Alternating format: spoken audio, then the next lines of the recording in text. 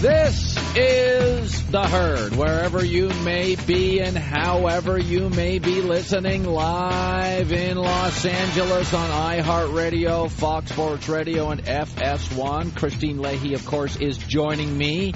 Back from the fireworks. Yes. It does feel like, I was thinking about you driving in this morning because we both love the NBA, and there's been a bunch of NBA stuff, and we'll have NBA stuff today. But when I was driving in, I'm like, it does feel like we're getting closer to football season and closer to football season. And on the fireworks, when I was at the beach, people were throwing the football around. Oh. And I was thinking, all right, we're kind of, football's around the corner. Must have made you very happy. You know I love football. Yes. You know I love football. Let's start. Let me start with this. Cowboy linebacker Damian Wilson arrested for assault with a deadly weapon. He is the fourth Cowboy to be suspended or arrested in 2017. And the Cowboys should have moved on from Tony Romo, and Dak Prescott should be the starting quarterback. He was terrific. And he is a young man with an incredible future. But does it feel a little bit like since Tony Romo left? Is it a coincidence the wheels are coming off with player behavior? You know, Tony Romo maybe didn't achieve what you thought he should have. And Tony Romo didn't have a great playoff record. But Tony Romo was a grown-up, and he had value last year, even on the bench, helping out young, talented Dak Prescott. And he had value in this locker room, stabilizing it. This is a locker room. Remember, the Cowboys used to be conservative in the 70s. Roger Staubach was the quarterback, Tom Landry the coach, Tex Schramm was the owner. It was a conservative group of leaders and men in a conservative state, and at times a conservative country. Now it is Jerry, and then it was Jimmy, and then it's Barry, and it's Tony Romo has been a stabilizing force with this franchise. Forget on the field, in the locker room. Now, I think Dak Prescott's terrific, but he is 23 years old, meaning most of his peer group is immature, and it is harder to get older players to listen, even to a quarterback who's 23. And when your owner is Jerry Jones, and let's be honest, he's the party owner of the NFL, and the more the Cowboys have won over the last 15 years, you ever notice this? When they lose, you don't see as much with Jerry. But when they win, Jerry's on camera a lot. You ever notice that? You know what happened with Jimmy Johnson? Jimmy came in, and Jerry just bought the franchise. And, I mean, he put every nickel he had into it. So Jerry was on the business side and Jimmy on the football side, and they won a lot of games. And when they started winning games, Jerry wanted credit. He wanted to go over to the football side, and Jimmy said, I'm out of here. And then there was some bad coaching. And then they bring in Bill Parcells, and Bill Parcells said, you get over to the business side, I'll do the football side. And that worked for a couple of years. And then as they started winning, Jerry wanted to go back over to the football side in front of the cameras and go, hey, I own this team. It's fun. More the Cowboys win, the more we talk about football, the more Jerry Jones, a guy I like and understand, wants to go over to the football side and say, hey, I'm not about oil and energy. I'm not about business. I'm about football. I'm in that draft room. How about them Cowboys? So here we go in what is no longer like the 70s, a very conservative franchise. You got a wild owner. He's the fun owner. He's the party owner. And now you got a 23-year-old quarterback. And now that stabilizing force with Tony Romo is not in the locker room. Your best player could be Ezekiel Elliott. He's 21. And Dallas is a wild, fun city. And Dak is 23. And that doesn't mean Dak's immature. But it is harder for a 23-year-old person to lead. How many of you listening to me right now are 23 years old? How many of you listening today are 23 years old? And by the way, you are more mature and focused than guys your age. And have you ever thought, listening to me at 22, 23, 24, I wish my friends would grow up? That you're ready to move on. Maybe you have a steady girlfriend. Maybe you want to get married soon. Maybe you're really close with your family. You want to get into business. You've come up with a business idea, and you'd love to hire your friends, but they're not as mature as you. This is a reality for 23-year-old men and women in this country who are mature at 23 years old. It can be frustrating because their peer group are right out of college and they're still in the fun stage. So as good as Dak Prescott is, and I thought he was terrific last year, I never thought he would be this good. He is now asked to carry a franchise which at the very top has lacked discipline. It has. You know it. And the more they win, the more Jerry moves from the business side of the facility to the football side of the facility. Now, let me give you the ages of the last 10 Super Bowl winning quarterbacks. 39, 39, 28, 31, 31, 28. That's Aaron Rodgers. 27. Now, Russell Wilson did win at 25 on a defensive-minded team. He is bizarrely mature for his age. But by and large, quarterback is a leadership position. And all I'm saying with Dak Prescott, even if he has tremendous leadership qualities, this organization, the more they win, the party buses come out. And I will say this about Dak Prescott. I've said I think the Cowboys this year pull back. I think they're very good this year, but I think they pull back a little. Their schedule's tougher.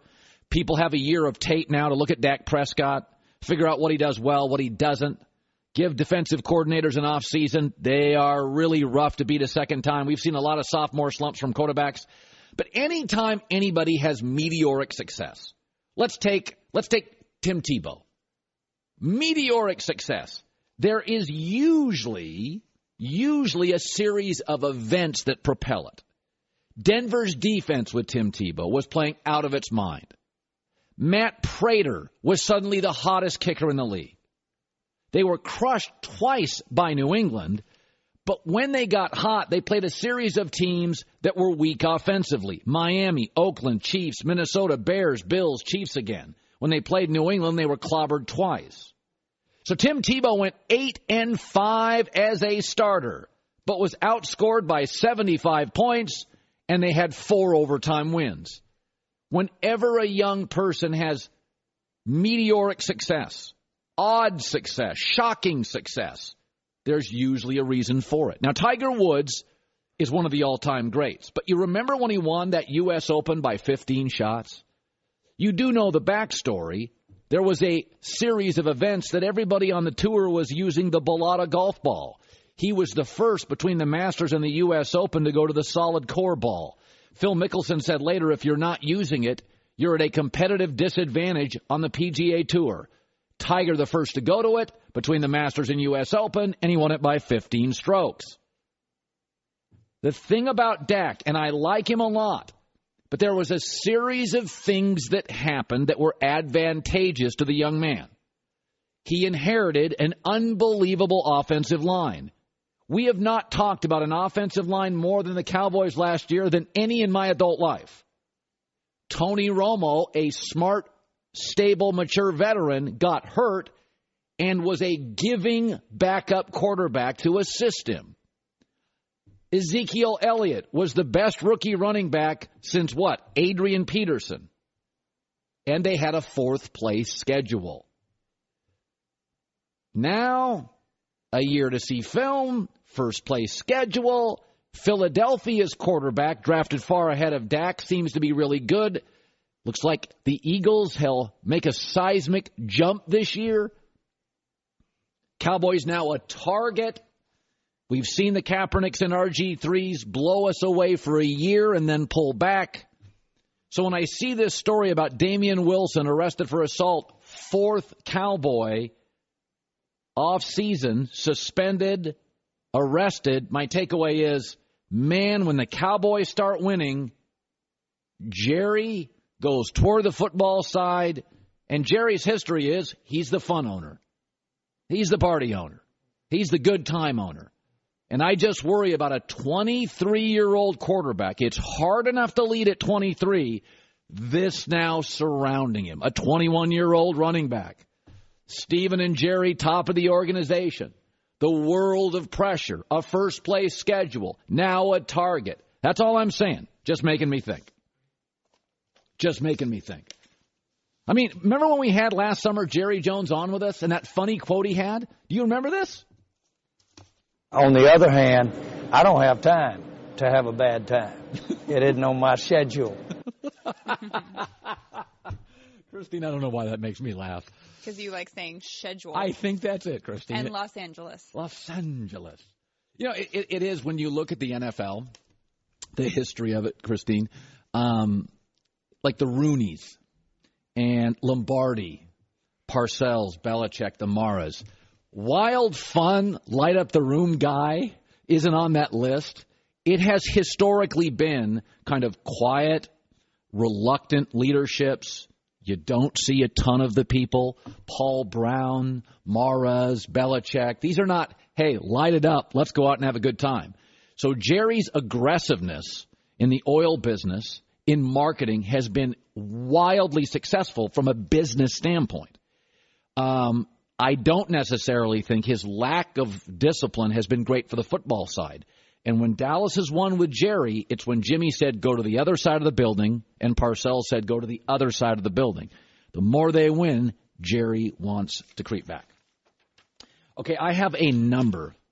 I think, Christine, you're going to be surprised by this number. Because okay. I just a number. What's it in regards to?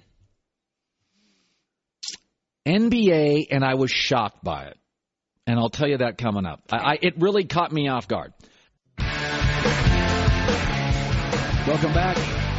Get a Casper mattress. Sleep cool and comfortable every night. Risk-free. Casper.com code HERD. That gets you $50 toward the purchase of your mattress. Terms and conditions apply. It is great to have you in. Christine Leahy has somehow avoided a sunburn this summer. I got baked a couple of days ago out on the beach, and you look fantastic, and I look like I'm getting way too much sun and need moisturizer. Well, because you, for some reason, don't get wrinkles. I, however, if I go in the sun, will have wrinkles, so I stay out of it. Is that it? Yes. You should go out in the sun, though. It's really fun. I do. I just wear sunscreen or a hat. It's like, but if you wear 50 sunscreen, you might as well wear a sweater. Yeah. You have to live a little. Well, I do. I just wear a lot of sunscreen. 50 is like a cardigan in a bottle. I mean, that's just like... I'm just really afraid of needles and shots, and the thought of getting one in my face for wrinkles scares me. All right. So... You're right. Let's go to 50 screen. 50 SPF. Oh, Lord. I feel like a dog with a cardigan on. Okay, so I saw this number. Yesterday, the win totals came out in Las Vegas. I just want to give you a heads up before I get to my football topic. Vegas came out with the win totals. I don't even know what to make of this. Golden State's going to win 67 games, Cleveland 56, and then Boston, Houston, San Antonio. Minnesota made a big jump, obviously, with Jimmy Butler and Jeff Teague. Here's the number I can't get past. The Lakers won 26 games last year. They have added a 19-year-old point guard who's never played an NBA game, and Brook Lopez, and they have the Laker over-under at 36.5. Listen, the Lakers only have $30 million on the books. Next year's the year. The Lakers have added Lonzo Ball, a kid who's never played an NBA game. In fact, he's never played a summer league game until tomorrow. And a player I do like, Brook Lopez. They lost D'Angelo Russell, who gives you more points than Brook Lopez. They lost Nick Young, their best pure shooter. They won a combined 38 games between 2014 and 2016 in 2 years. Vegas now has them at 36.5 wins. Now, Minnesota added two high-end guys, Jimmy Butler, Jeff Teague. They won 31 last year. Vegas has them at 46.5. That feels a little ambitious, but they're definitely significantly better. With Jimmy Butler, Jeff Teague, Karl Anthony Towns, Andrew Wiggins maturing, I can see Vegas going 31 to 46. I'd probably go 44, but I get that. But remember, the West is better. You and I, Christine, would both admit Oklahoma City added Paul George. Yep.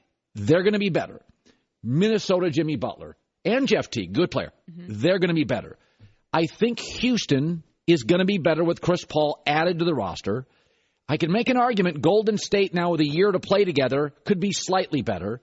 Denver and Sacramento have improved their teams. That's indisputable. Denver and Sacramento. Now, the Clippers are going to be worse, and Utah probably drops off a little. But that's 6 teams that are better in the West and 2 that are not, and the Lakers jump 10 to 11 wins in the eyes of Vegas. That is Vegas telling you, and I say this all the time. Whenever I think Vegas is out of its mind, I'm always wrong. I'm always wrong on this. About 3 times in the NFL season, 2 in the college football season, I'm like, okay, that number doesn't make sense. And what happens to me every time I say that? I'm wrong. Vegas must believe that Lonzo Ball doubled UCLA's wins in only 35 games. Vegas feels like over the course of 82, he can't add 10. That's a bet on Lonzo Ball. And so my initial takeaway is, gosh, that is a sucker bet. I would go to Vegas and absolutely bet the under. But every time I do that, I lose.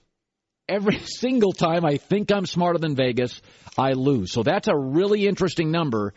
Laker fans, they think now that you're getting closer and closer to a 500 team, and you haven't added the 2 stars, which if you look at the Lakers' books, they only have $30 million on the books next year. You haven't added those 2. And frankly, you still have $17 million on this year's cap. You could add like a Jamal Crawford. So that probably takes you to 37 wins, 37.5, 38. That is a bet on Lonzo Ball. So that jumped out to me. And before I go to Christine, I want to throw another story out there that I thought was really interesting. Yesterday on our show, the news came out, and this is something we said a couple of weeks ago, that I'm pretty close to USC. I know many people in the building, and they are in no hurry to see Sam Darnold leave, and they would not pressure him to stay or leave. Sam's a strong kid, and he's going to make his own decision. But the story came out yesterday, and this is the story we kind of broke a couple of weeks ago on this show. Don't think Sam Darnold is leaving USC after this year. According to other sources now, several sources close to the talented sophomore quarterback saying they would not be surprised if Darnold played 2 more years at USC. Now, this is something I talk about a lot. He's a rock-solid kid from a rock-solid family, no desperation, education matters in the family, and playing quarterback at USC, I'm not going to lie, it's a lot of fun. This is not like running back at LSU or Bama, 30 carries. You feel like you get out of college, you're beat up a little bit, you may have topped. Matt Leinart stayed in college. This is a Carson Palmer. A lot of USC quarterbacks have tremendous last years when they could leave early at USC. But I've been saying this now for years. NBA players, star players, have the most leverage in American sports. Like a LeBron, a Kevin Durant. They have a lot of leverage. They can move wherever they want, and they can convince other players to join them. That's a lot of leverage for an athlete. I've never understood why quarterbacks in the NFL don't use their leverage. They almost never sit out of a camp. They don't posture much. Even when the GM's bad, even when the coaching's bad, even when the ownership's chaotic, even though if they were on the open market and could have 12 teams spend max money, when's the last time a quarterback held out? It's unbelievable. It's a good point. It's incredible. And I said this, I totally support NBA players. Use the rare leverage you have. And all I'm saying is John Elway said, as a college player, I'm not going there. And Eli Manning's dad said, he's not going to San Diego. If Sam Darnold comes out and it's Buffalo, Cleveland, and the Jets, you have not earned the right to have my talent. Now, Sam would never say that. I'll say it. If you're as good as Sam Darnold, you have totally committed to football. To be as good as the Patriots, the San Antonio Spurs, the St. Louis Cardinals historically, you've got to be committed to the process. Alabama football, Ohio State football. This is not happenstance or luck. This is a total commitment to excellence. If I'm Sam Darnold, if San Francisco has the number 1 pick, I'd think about it. It's close to home. Kyle Shanahan is a terrific offensive mind. They've had a couple of good back-to-back drafts. And historically, the Niners may go down, but they come back up in time. They've done that several times. But this story, people are comparing Sam Darnold to Andrew Luck. And I think it's a very good comparison. Andrew Luck has not thrown a football in 6 months. Do you know why? Because the GM couldn't build an O-line, and they didn't have much of a running game. And he is so beat up that it has probably taken several years off the end of Andrew Luck's career. Tom Brady, why is he playing forever? When's the last bad offensive line Tom Brady had? He's had some average defenses. He's had so-so running games. When's the last bad offensive line Tom Brady's had? Let's start with never and go backwards. Never. That's one thing Bill Polian did. That's one thing Tom Brady's had. Aaron Rodgers, for the record, at least has a pass-blocking line usually had pretty good pass-blocking offensive lines. So all I'm saying is you have to earn the right, in my opinion, to get somebody as good as a Sam Darnold. And I think NBA players and quarterbacks, when they have these brief moments of leverage in their careers, hey, man, that's your career. You take care of yourself. And the Jets and the Bills and Cleveland have not earned the right to have you. I felt that. I supported Elway. I support Eli Manning. Same with Sam Darnold or a Josh Rosen at UCLA. Christine with the news. No. Turn on the news. This is the Herd Line News. What kind of gifts do you usually get on Father's Day? Oh, I usually get breakfast. Breakfast? Well, I don't like breakfast in bed because this is the worst place to eat breakfast. Well, then you get crumbs in your bed. Yeah, it's gross. Okay. So I always say no to that. And what do I get usually? Cards. You know, what I want is people around. So sometimes I'll get a gift. The gift of presents is what you want. Not presents, but presents. I didn't mean to do that. That was very good. Take credit for it. That was very good. I usually get my dad books. Yes. And I'm thinking that this might be a really good book idea for Father's Day next year or Christmas, whatever you want to do, Hanukkah. Oh, God. Tom Brady has a new book coming out this September called The TB12 Method, How to Achieve a Lifetime of Sustained Peak Performance. Ugh. You don't like it? Christine, that sounds so boring. He's going to tell you not to drink beer and eat kale all day. Well, to be exact, it is an oversized, heavily illustrated, revealing yet deeply practical book on the approaches to training, nutrition, and overall well-being. So you, too, can be Tom Brady if you read this book. Have you ever once bought a book because it was practical? Yes. God. Absolutely. Like how-to guides, those kinds of things, how to declutter your life, Chapter 2. I didn't drink a beer for 6 years. Chapter 3, more kale. I don't know. I like Tom Brady. I'm not buying that book. Well, how many people can actually be that dedicated? But what I didn't even realize is that he also sold a cookbook, and it did pretty well. I know. Had no idea. It was $200 to buy that book. But it did pretty well, so hey, people are going to buy it. My dad now is going to be Tom Brady after Father's Day next year. Meanwhile, Tom Brady, Danny Amendola, and Julian Edelman are doing high-altitude training in Montana, which I would like to say is really no joke. Like, if you go to Denver and you try to work out in Denver or even walk, it's really hard. Well, I think our Olympic teams train in Colorado Springs or something. That would make sense. Yeah, our soccer teams, actually, before they go to Mexico City, they'll go play, like, in those areas. And hey, I'd rather them be in Montana than partying away. Good call. Good for them. And finally, you know, Twitter never forgets. Like that site, Old Takes Exposed. Yeah. They always find things. And this time they're not going after a media member. And it wasn't even Old Takes Exposed. This is people pulling up Nick Young's old tweets to call him out for something since he has a new deal now with the Warriors, $5.2 million for 1 year. All right. They've pulled up these tweets from the past, which I don't think Warriors fans are going to like. He said back in 2016, not that far away, I hate 2016 Golden State fans. They don't know nothing about basketball. But there's more. Hold on. Keep riding that bandwagon because you would know what team I'm talking about. He's talking about Warriors. You think the Warriors fans will forgive him? Yeah, I don't think he's going to play a ton. I think he'll be fine there, but they're so stacked now. You know what? It's one of those things like he can be really immature, but on that team, he'll be fine. He'll get in line. He'll be fine. I think it's fine. And you know, for as much as we talk about Nick Young, I happen to like him. I think he's funny. I think he doesn't always make the best choices, but he's not mean-spirited. He's not mean-spirited. He's just having a good time and he's fun. So I'm sure that the fans there will embrace him. And he can shoot. Yes. Christine Leahy with the news. Well, that's the news. And thanks for stopping by. The Herd Line News. Let's bring in my man Eddie House, 11-year NBA vet, NBA champ. Boy, you know, Eddie, you would be so rich. Not that you don't have a nice life. Do you know if you played today how much money you'd be worth? Otto Porter signed for $100 large. I know, it's crazy. He had like 3 months he could shoot a basketball. If you played, you wouldn't be on this couch. You would be like, I'm not going in media. I'm literally living in a palace. You'd make a lot of money today. Well, you know what? Kudos to them for getting it, man. Kudos for them for getting it. It's out there. They're out there, and the thing is, the owners have to spend the money.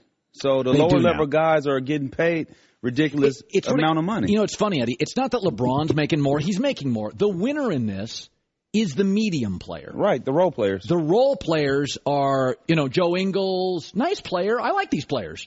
I was talking about this with a friend about the three-point shot. Sports is cyclical. And, back in the 1800s, 90% of people had a beard.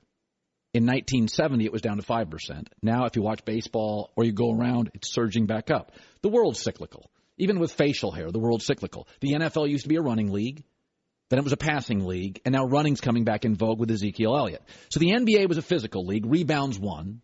And then offense with Magic Johnson and Larry emerged. Offense. Now it's all three-point shooting. Like, it's all three-point shooting. And it's going up like 6 three-pointers a game. Is it all, as a shooter, is it all good? What's the downside to it? I don't think the downside is the youth. I don't think it has anything to do with the game. Like you said, it's always been a copycat league. You think about it. Everybody wanted to get a 6'6" guard when Jordan was balling. That's right. A guy that could bring the ball up like Pippen. You didn't have to have a traditional point guard. Then it went to Kobe and Shaq. You needed 2 of them. Then you had the big 3 with San Antonio. So you had to get 3 guys. Yeah, and then you had to get 3 guys. And now Golden State's shooting these threes. Everybody's trying to get guys that can shoot threes. And it's not messed up for the league. I think it's actually good. It's fun. It's a wide open game. It's really good to the eye when you watch the game. Yeah. It's a lot of fun to watch. But I think it's hurting the youth because what they're doing, and they think that they're Steph Curry, Kevin Durant, and Klay Thompson when they're 7 years old, 8 years old, and the first thing they do, walk in the gym and shoot a 3. And none of these guys, that's not how they got their 3. You start inside and out. So it's killing youth basketball. So they're not working on ball handling. No, they're not. It's just go to the gym and shoot. And shoot threes. That's the thing that's killing them. My kids are AAU basketball, so I see it all the time. These guys are jacking threes up. Not my kids, but other kids. That's the first thing they do. They walk in the gym and shoot a 3. And you have to build in and then go out. And that's the problem, I think. But besides, for the NBA, I think it's fantastic. It is interesting. I always said the downside to Michael Jordan was, generally speaking, I grew up where point guards passed, wing guys shot, but you won titles with centers and bigs. When Jordan came into the league, and a lot of times he would just be like the point guard, de facto point guard. He'd take the ball over late in games.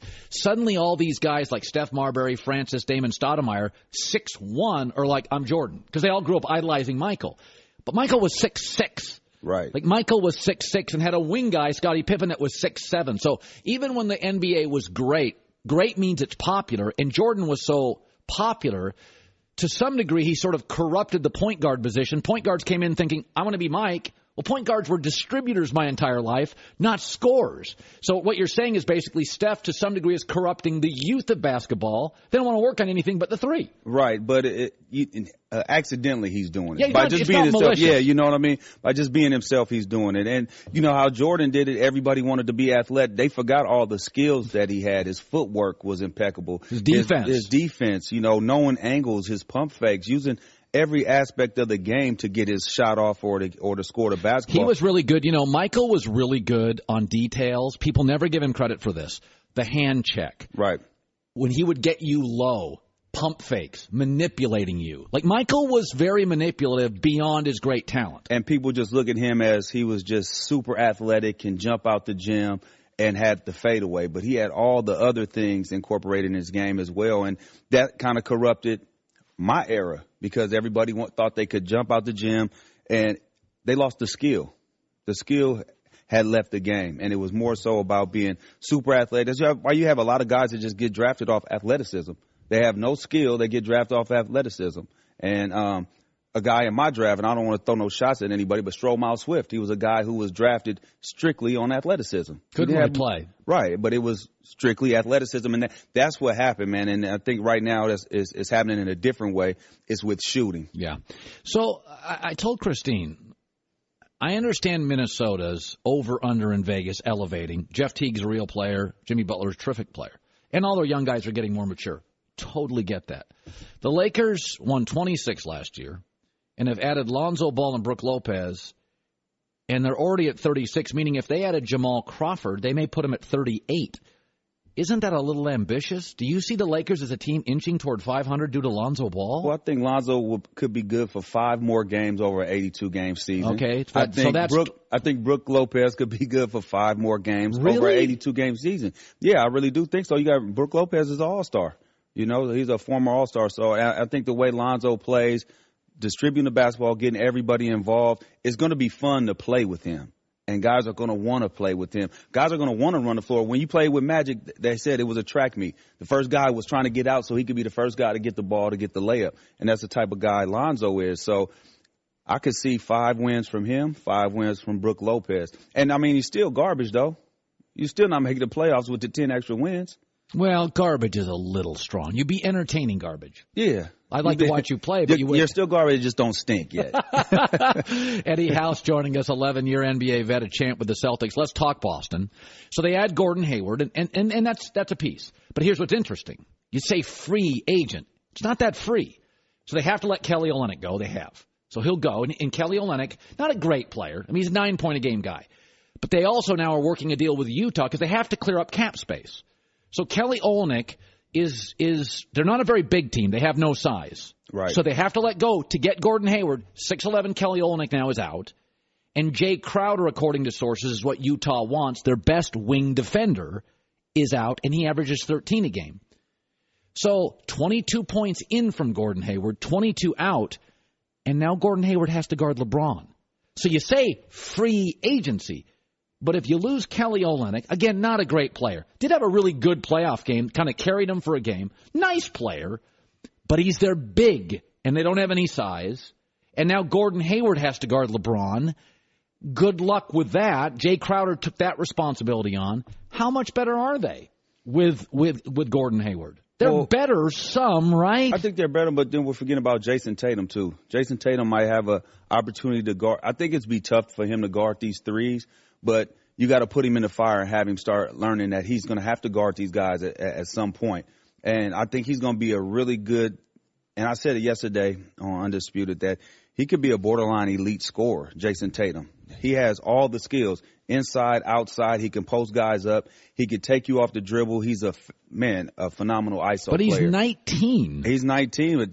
Again, he's only going to be able to get better. And right now – I think he's the best offensive player that was in this draft as far as being able to score. He was the best scorer in this draft. And taking some of the pressure off of Hayward, taking some of the pressure off of Isaiah Thomas, I think people tend to forget that he's there. And I think Boston will be really good. They do need some more size, though. All they got is Al Horford, and I think you need a little bit more size than that. Yeah, there's a story about Marc Gasol perhaps being acquired. It wouldn't happen now, but later. But they always say free agent, but they're usually the clear space. You have to give stuff up. And Kelly Olynyk and Jay Crowder, they're nice players. They're not as talented as Isaiah Thomas, maybe Avery Bradley or Horford, but they're nice players. Eddie House, 11 years in the league. Good seeing you, bud. Yep. In L.A., it's the Herd. Story time. We have decided we're going to cover the Summer League this year. We just think the Lonzo Ball story is really, really interesting. And when I build a show in the morning, mostly it's like what's the interesting stuff?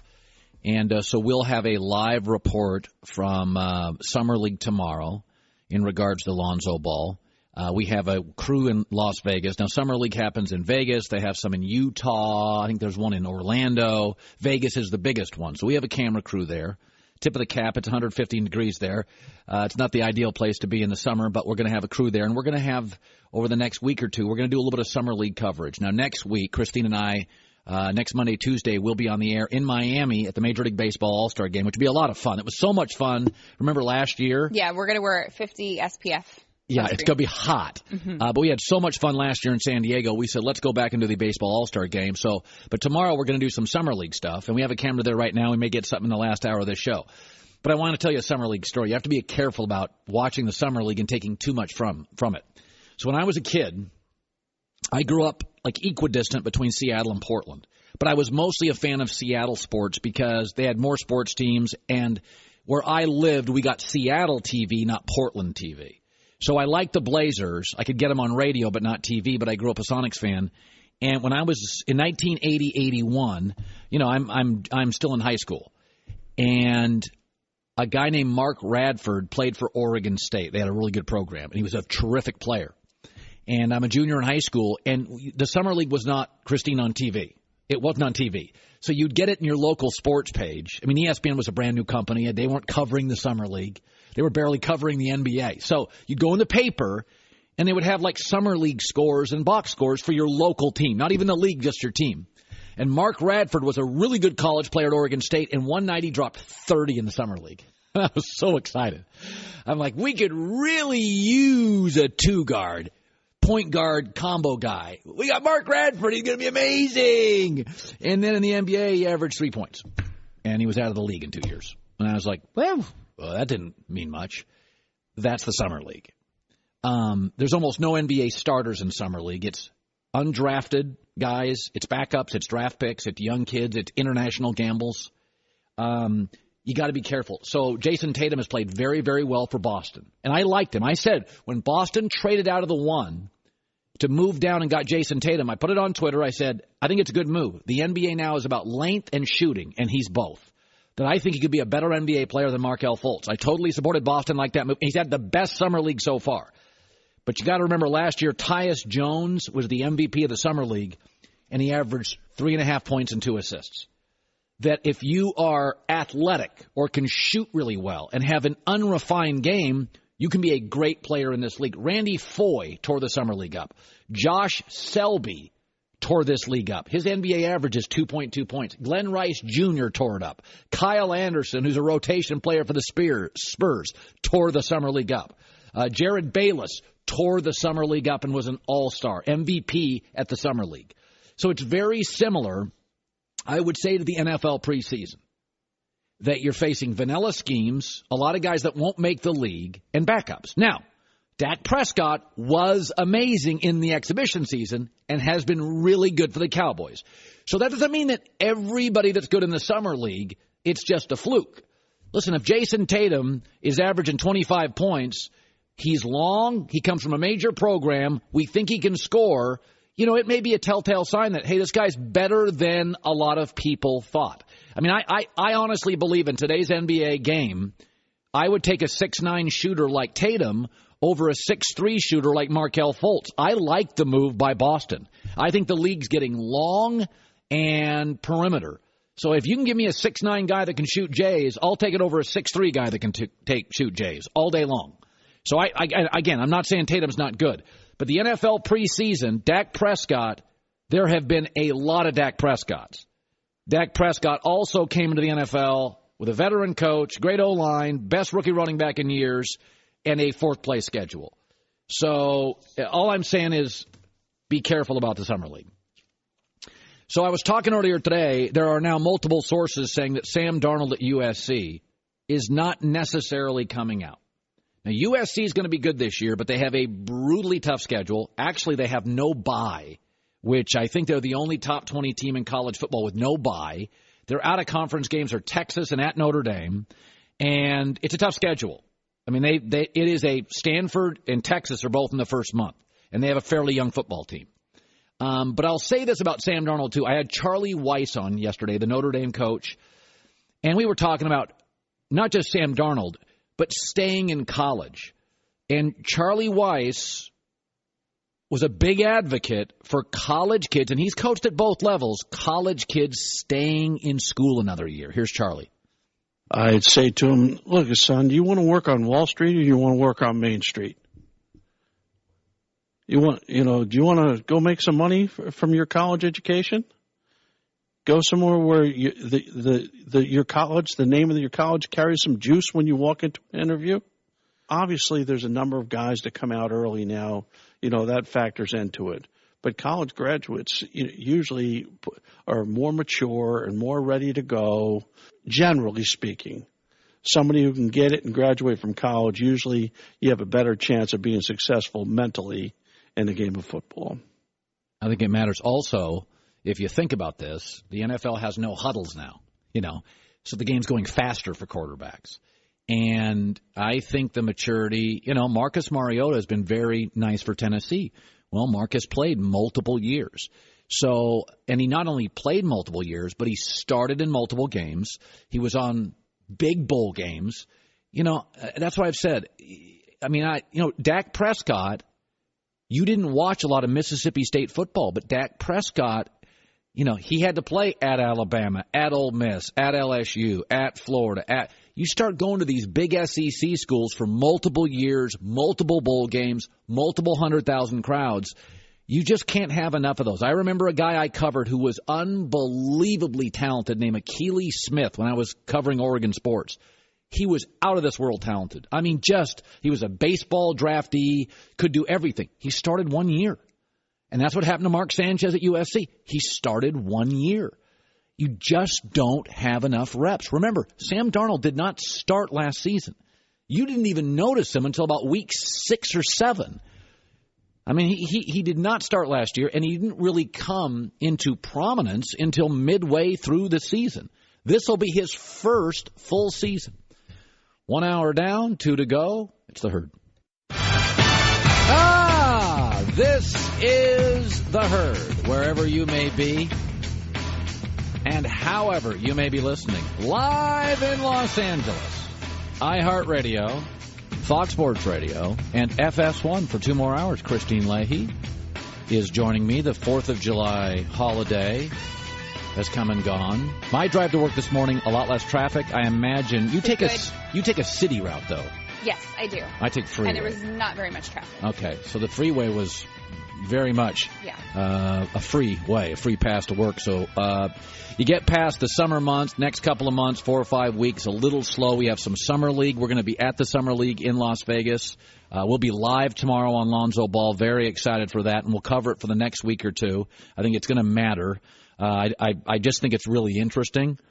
And then as this free agency stuff in the NBA wraps up, we start moving into college football and the NFL season and some baseball, certainly playoffs in September and October. So it's a very good time for us, and it's a holiday season for a lot of people. I want to start the hour with this. Gordon Hayward landed with the Boston Celtics. And the narrative was, they didn't have to pay anything for him. Oh, they got him for free. Didn't have to give up any picks. That's a misnomer. It's not for free. Before the Celtics can officially sign Gordon Hayward to a 4-year, $128 million contract, they have to clear cap space. And they've already started the process. They waived Kelly Olynyk. So that's not free. Kelly Olynyk, the Celtics have no size. He's their big, 6'11", now gone. So Kelly Olynyk was a 9.5 rebound a game guy that shot over 50%. He's out. And they don't have any backup bigs that can play. And now Jay Crowder, reportedly, that's what Utah will do a deal with Jay Crowder. I told you yesterday, nobody wants Marcus Smart. Can't shoot. Guard can't shoot. Okay, that's Tony Allen. Guard can't shoot, plays defense. Only so many teams want that in return. So Jay Crowder averaged 14 points and 6 rebounds. So Gordon Hayward, you acquire as a 22.5 rebound guy who shoots 47%. I think at the end of possessions, halves, quarters, he makes you better. But Boston was 27th in the NBA in rebounding, and they just lost 11 rebounds a game, and they're big. They're big. He's gone. Free agency, it's not that free. The idea you got something for nothing is not true. You also get rid of Jay Crowder, potentially, the best contract you have. You pay him nothing, he gives you 14 points and can guard LeBron James. Now Gordon Hayward will be forced to guard LeBron James. You're not putting 19-year-old Jason Tatum on LeBron James and abuse him. So Boston loses a great contract. Boston, a bad rebounding team, loses 11 rebounds a game. Boston loses 2 really valuable ancillary pieces, so they lose depth. And Gordon Hayward now has to be asked to guard LeBron James. Never forget what Boston is, led by a 5'8.5" point guard who would rather shoot than pass. Yes, I think Boston is better today with Gordon Hayward, and I think where they're better is at end of possessions, end of games, end of quarters. He is a go-to scorer. They now have 2 with Isaiah and Gordon Hayward. But you lost size, you lost a great contract, you lost 11 rebounds, you lost valuable ancillary pieces. Free agency is not that free. Want to bring a guy on who is on radio today in L.A. with Chris Broussard. He's my friend, the agitator, Rob Parker coming on the show. Any shirts today, Rob? No shirts. How are you? Good, how are you? Good to see you, Christine. You know, he's lost, Christine. I can see that. Your suits barely fit you anymore. Your face is... But I'm good, though. I feel great. I feel better than I've ever felt. You're sleeping better? Yes. Hopefully on a Casper mattress. There you go. Can you send me one? I'll take one. So let's start with this. So a couple days ago, there was a story out there, and everybody says, oh, I'm so happy. Kevin Durant, 2-year deal, didn't take the max money, and everybody's celebrating the contract. Your response is? Terrible, terrible by Kevin Durant. He is now officially the father of NBA welfare without the cheese. That's where he is, and I'm talking about, Colin, the idea that Kevin Durant, who was the MVP of the finals, has to give up money to keep the team together, to bring the other guys back, Iguodala and the backup point guard. And that's Sean Livingston, yeah. Right? Steph Curry took his $40 million.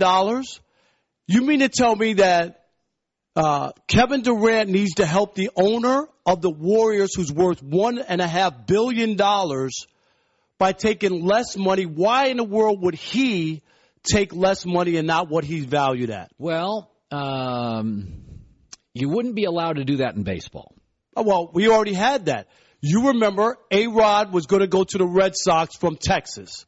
Remember? And he needed to take a pay cut in order to make it happen. What happened? The union stepped in and said, no way, no how are you taking a pay cut, and you're not going to open up this can of worms. You're not going to have owners trying to weasel out of money that you've already guaranteed to sign, right, and take a pay cut. So it didn't happen. He wound up going to the Yankees. The same case here. Now, people might look and try to make Durant as this great guy. Oh, well, Kevin Durant, what a great teammate. He's saving money to bring other guys back and keeping the band together. But Kevin Durant, in reality, has hurt the other big-time players in the league. Now owners are going to come to LeBron James. Oh, LeBron, you got a sneaker contract. You don't need all that money. Yeah. Why don't you take less? And other stars. I didn't see now if Steph Curry would have said, hey, you know what? I'll split the difference with you.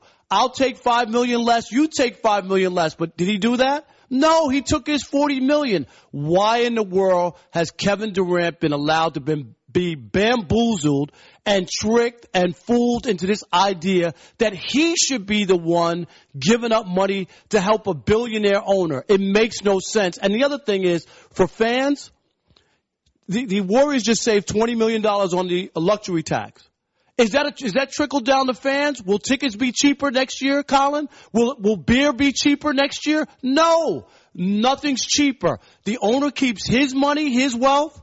The owner keeps the fans still get stuck with the bill, and everybody else gets a raise except Kevin Durant. It makes no sense. This is actually one of the things why I've very much promoted player mobility, is that when LeBron went to Cleveland, people say, oh, but LeBron is selfish. They're over the salary cap.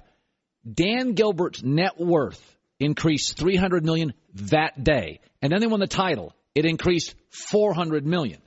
Is that this is the thing about sports fans. And by the way, sports media, is that we are so hard on the athlete to win championships, take sacrifice. The winner is always the owner. By the way, you do realize that Kevin Durant was drafted by Seattle to a wonderful city, and the owner, who didn't want to chip in, Howard Schultz, who owns Starbucks, has a net worth of $100 billion, didn't want to spend one of it to assist in a stadium. And instead, he gets stuck in OKC. Right, exactly. And this is what people leave out all the time. I think Kevin Durant should rethink this. He should always get what he's worth and stop being the welfare system of trying to help other people. And why? Why? Let the owner pay the $20 million luxury tax. He has money. He's going to San Francisco. They're moving from Oakland, right? Why are they moving, Colin? For money. More money. They're not taking less money to move to Oakland. They're taking more money. Good point. All right, Dallas Cowboys. 4 players, essentially since Tony Romo left for CBS, it feels like, have been either they have been arrested or suspended. I made the argument early. Tony Romo didn't win enough for Cowboy fans.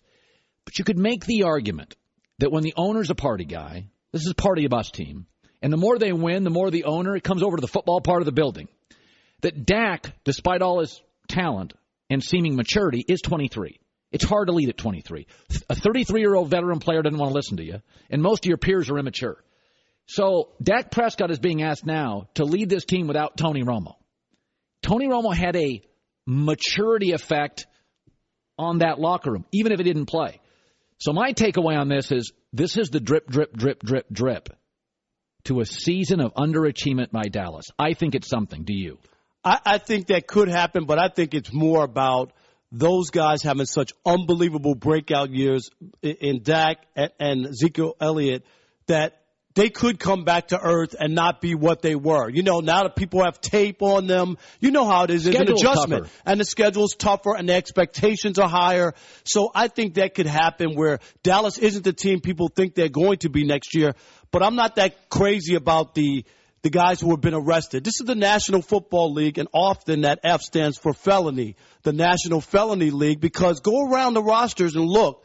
A lot of guys have more rap sheets than stat sheets. It's just what it is, and you kind of got to play through it. Does it help that 4 guys from the defense could lose some time or whatnot? No, it doesn't help, but I'm not saying that that's going to be the reason why they win or lose. Those 2 guys, Dak and Ezekiel Elliott, to me are the ones that are going to determine whether or not this happens or not. By the way, Zeke is 21, Dak is 23, and again, I'm not saying they're immature, but at 21 and 23, with that owner on that team, I do think it's something to keep your eye on. Oh, there's no doubt about it. But I think I still think, and I'm with you. I think you're not saying they're going to go to the Super Bowl, right? Yeah, I don't see them. And Shannon Sharp is saying that they won't make the playoffs. I think he's pretty close that could actually happen because of what happened a year ago. I think Dak is going to have to make an adjustment.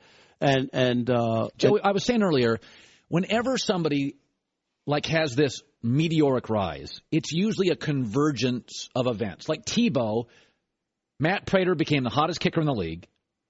The defense for the Broncos was playing out of its mind, and they played a series of really weak offensive teams. So the games were all 10-10 late, and then Prater would come on and kick a field goal. It's nothing against Tebow, but they went 8-5 with Tebow and were outscored by 75 points and won 4 overtime games. Right. I kind of feel like Dak, it was a convergence of things. Last place schedule, inherits a great O-line. Ezekiel Elliott's even better than we thought. They caught everybody off guard. And in the end, they stayed really, really healthy. Even Sean Lee, who gets hurt a lot, didn't get hurt. Rod Marinelli helped the defense. It's nothing against Dak. I think there was a convergence of positive things for him. I totally agree. Because I kept waiting for that bubble to burst, and I kept saying that it was a mirage because just everything just was working perfectly, and I thought the other shoe would drop at some point. And they had a great season, and, of course, Aaron Rodgers beat them in the playoffs and whatnot. And he played well in the second half when he came back after the big deficit. But the Cowboys, I'm not that worried about the players arrested to this point. Ezekiel Elliott has some issues, right? There's something that could come down, I think, for him. So I guess that's something to look forward, look at and see what happens there.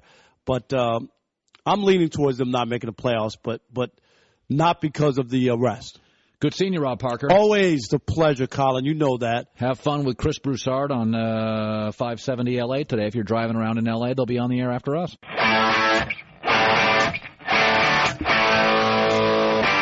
Great to have you back.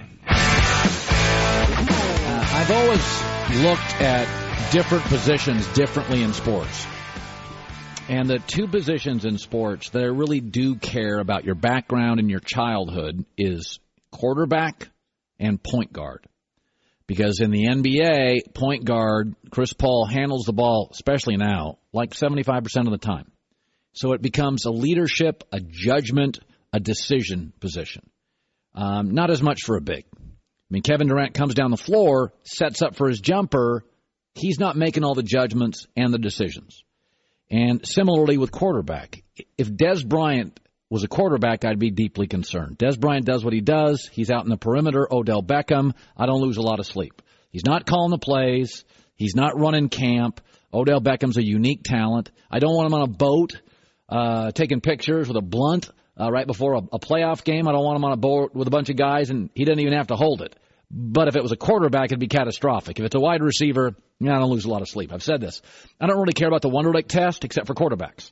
I want a sense that cognitively you can pick stuff up really, really quickly because you're going to be asked to. And now there's no huddles in football. So you got to pick up things even more quickly. And I have been through the years. I wrote about this in my first book. I am really rough on quarterbacks, and I'm really rough on point guards. I was rough on John Wall. But John Wall just had surgery on both knees. He's been in the league now, 6-7 years? So athletically, he is moving out of his prime. And just now, I think John Wall's finally growing up and becoming, not a kid, but an adult to lead a franchise. That's 6 years of wasted talent, prime talent. John now, with Boston pulling away. So I could argue the last 2 previous years were the years for John to really hit it. But it's taken now a point. Well, now he's had 2 surgeries. He had a surgery on both knees, and now Boston's pulling away. And my takeaway for John is the window's closed. The window's closed. It was there for the taking. And you still would have had to get through LeBron, but you'd have been in multiple Eastern Conference championships. The East has been weak. It's been there for the taking. Cam Newton comes out yesterday. Interesting quote. I've been critical of Cam Newton's maturity. He says, I've gotten a ring everywhere. Now I'm waiting for it here. I feel like I'm in my prime. My prime better be now. I don't want to look back when I'm 40 and be like, dang, when I was 28 and we had all this talent around us, I didn't maximize it. And this is what I've said about Cam Newton. Cam is acknowledging didn't really have it all buttoned up. Well, Cam's taken a lot of shots. Cam's taken a beating now. Had Cam spent a little more time, taken a little more responsibility as a pocket quarterback, get rid of that football, and what did his coaching staff say this past offseason? We want Cam to sit in the pocket. We want Cam to develop into a pocket quarterback. Why did they? And Cam didn't like that, but why did they say it? Because, dude, you're moving out of your prime. It's like I say about Andrew Luck. Andrew Luck, I love. Andrew Luck took too many shots. The big mistake of Andrew Luck, he was too aggressive. Dude, get rid of the ball. That's why Eli Manning never misses a start. He throws too many picks, but he never misses a start. Remember, for a young man, peak years athletically are like 24 to 31, maybe 32. Not a lot of 34-year-old corners in the league shutting people down. Not a lot of 35-year-old wide receivers. Not a lot of 35-year-old guys winning the dunk contest. Okay, 24 to 32, those for a guy, those are the years. Andrew Wiggins now for the next 6, that's it. You got to be ready to go if you're a point guard or a quarterback. And, Charlie Weiss told us yesterday, everybody now wants to get out of college. Get out of college. Charlie Weiss is like, at least in football, stay in college.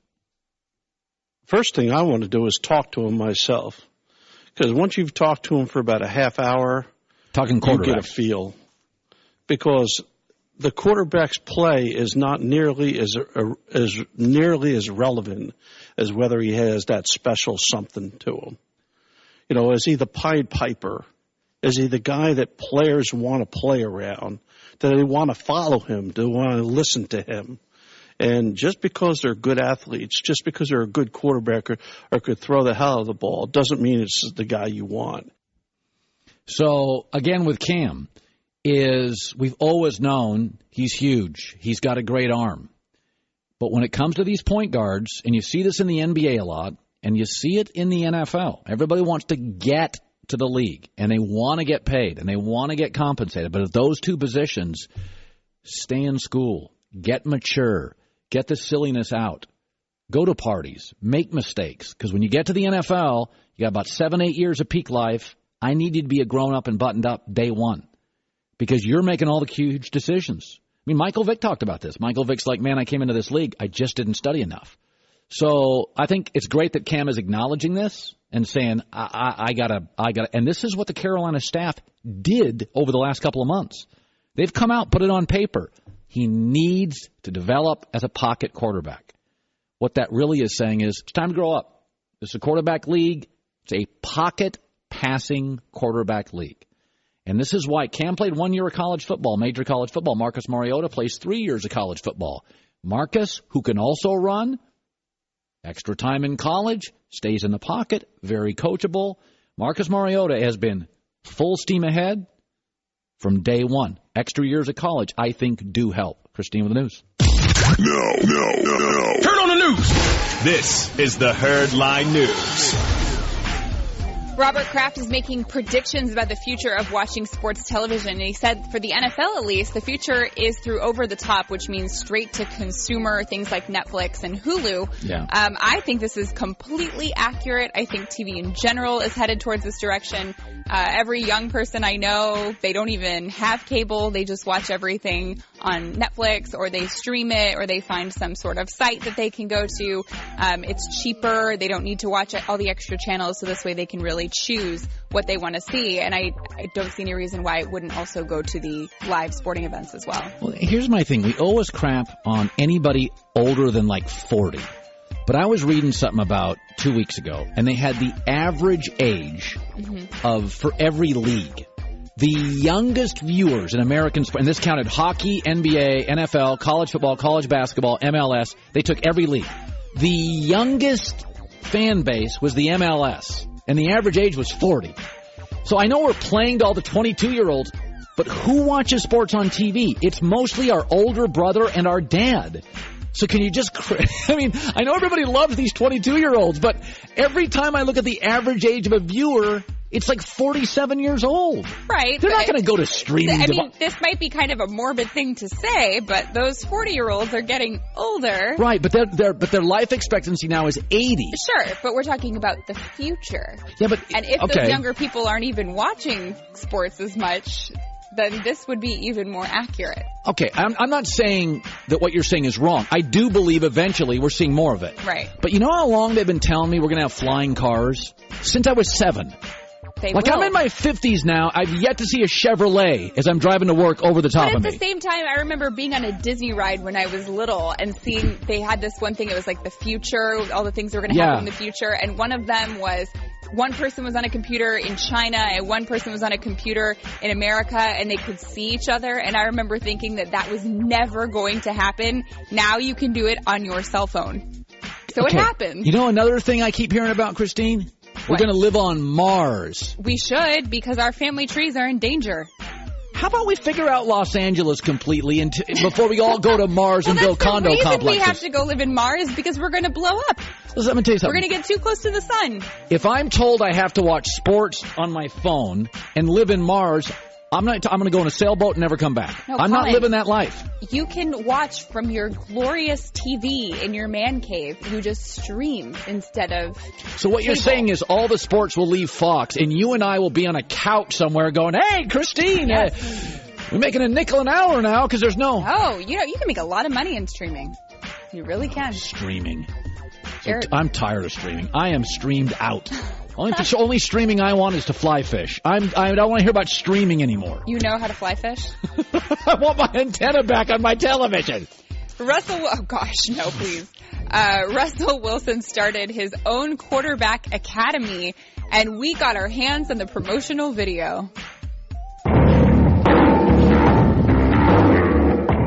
Hey guys, welcome to RWQB. We're going to have some fun together. I'm super excited to teach you guys the game of football and continue to grow in terms of playing the quarterback position. I'm super excited to partner up with my man, Jake Heaps, a guy who's played in the National Football League, a guy who's been in the meeting room, been in the fire.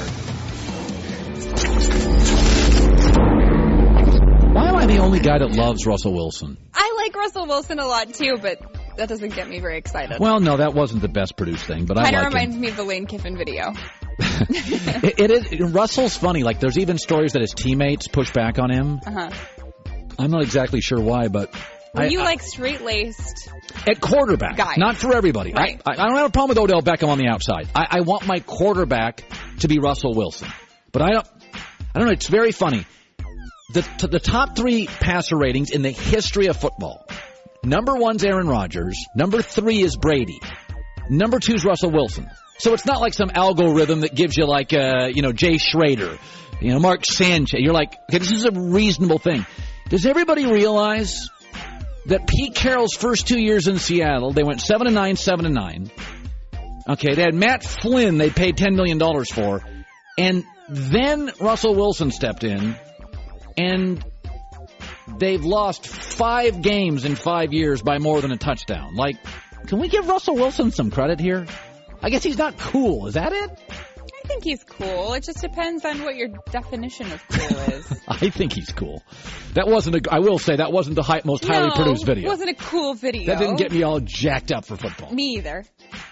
Finally, the Knicks are reportedly interested in Rajon Rondo as a mentor to Frank Ntilikina, their first-round pick. They terrible. think that Ntilikina is the point guard of the future. France, right? French kid? He's a kid from France? I think so. Ntilikina sounds Yeah, he is French kid. Well, I just hope that Ntilikina is a smart guy, because if he's not, Rajon Rondo will be done with him rather quickly. By the way, we've had 2 promises on this show. I promised to watch Ninja Warriors. And you didn't. I did not. And you promised Rondo, and you didn't. But there's reasons why. Well, there's reasons why I didn't watch Ninja. I was busy. What, wait, what were you watching? You were watching some ridiculous show. How come you get excuses? Wait, no. Hold on. You were watching some ridiculous show, and everyone started tweeting me about it. Oh, Colin's watching this, but he can't watch Ninja Warrior. Oh, Botched. You were watching Botched. I was. But you couldn't watch American Ninja Warrior? Have you ever seen Botched? It's like, are you planning some sort of facial reconstruction that I need to know about? I can handle about 20 minutes before I throw up, but it is fascinating for 20 minutes a night. That shows. You know what else is? Ninja Warrior. Right. And you could have watched that if you can watch Botched. So my excuse might be a little better than yours. All right. Christine with the news. Well, that's the news. And thanks for stopping by. The Herd Lie News. I'm not sure if anybody's ever watched Botched beside me. I have. I actually really like the doctors on that show. I know that's one what of I them. like. The surgery I can live without. The doctors I love. They're actually wildly entertaining. The surgeries freak me out. I was saying in the 1800s, late 1800s, they took photographs and they estimated that 80% of people in America had facial hair, beards, mustaches, sideburns. It was down to 5% in the 70s, and now, heck, just watch a Major League Baseball game. It's surging back up. There's more facial hair. Cyclical trends exist. Nothing seemingly lasts forever. We know that. And I was thinking about this morning, that in the 50s, 60s, 70s, the NFL was a running league. 80s, 90s, it was passing and running. And now, 4,000-yard season for a quarterback is average. That's Kirk Cousins, Andy Dalton. The great ones get to 4,700, 5,000 yards. It is really a passing league. In fact, when Ezekiel Elliott, as good as he was drafted by the Cowboys in the first round, Dallas was criticized for drafting a great player who was almost guaranteed, I said it at the time, behind that Cowboy O-line, like he's guaranteed to get 90 yards rushing a game. You're guaranteed, 90 yards a game times 15, 16. You're guaranteed like 1,500 yards with this kid. I mean, it's just going to happen. And he can block, and he can catch. He's a natural pass catcher. It's the same thing in the NBA, where in the 70s, 80s, it was a very physical league. There were rules in the NBA. You could hold, body check, foul. Then in the 80s, 90s, Magic arrives, and the league becomes more offensive-minded. There's more artistry. We have some all-timers here. We have Jordan. We have Magic Johnson, the greatest shooting big guy, Bird. Now it's not just defense. The stars start to get protected. Now in 2017, the league has radically changed. It's all three-point shots. Otto Porter this week, who was a bust after 2 years, is getting a $100 million contract because the second half of last year he could shoot threes. It's unbelievable what is happening in the NBA. And I just want to throw this out there.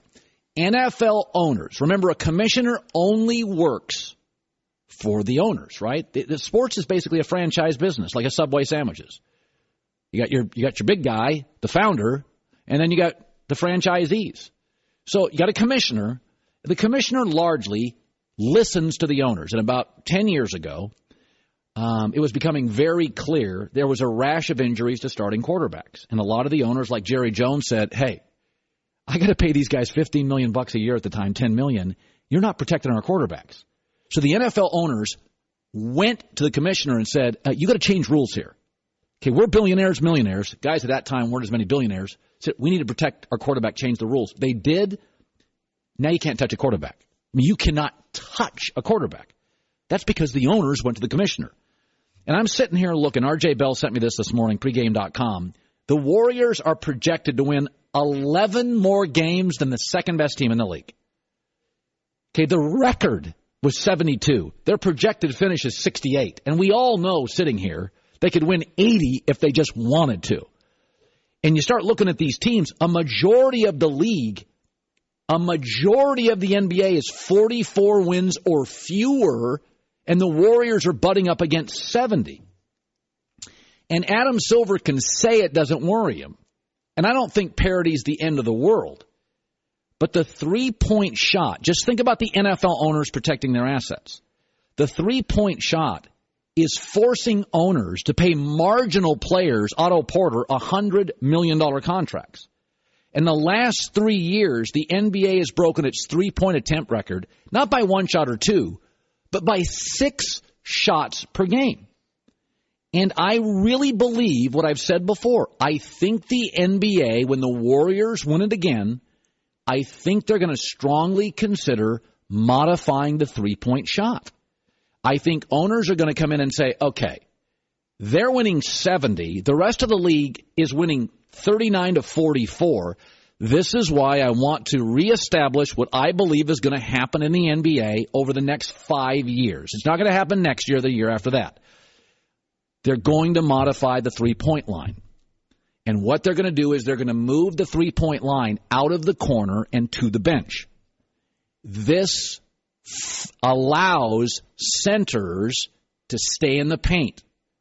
This allows you to have a center who doesn't have to be from Latvia and shoot a three-pointer. That the back-to-the-basket kid that goes to Kentucky, Gonzaga, North Carolina State, he can play in the league too. Because what's happened with the NBA now is it's all three-point shooters. I mean, if you can't shoot a three, Otto Porter averages 13 a game and shoots threes. If Otto averaged 16 and couldn't shoot threes, he's not worth the money. I think there's a tipping point, and you see this all the time in life, business, and sports. Wall Street, Main Street. You get a tipping point. There's too much of one thing. They've done this on Wall Street many times. They've modified it. The money's too fast, too easy. You've seen this with baseball. They've lowered the amount. They've raised the amount. You've seen this with the NFL. Too much defense. They switched the rules to make it more offensive-minded. Hockey's done this. Clutching, grabbing, scoring drops, take it away. I think the points now come too easy in the NBA.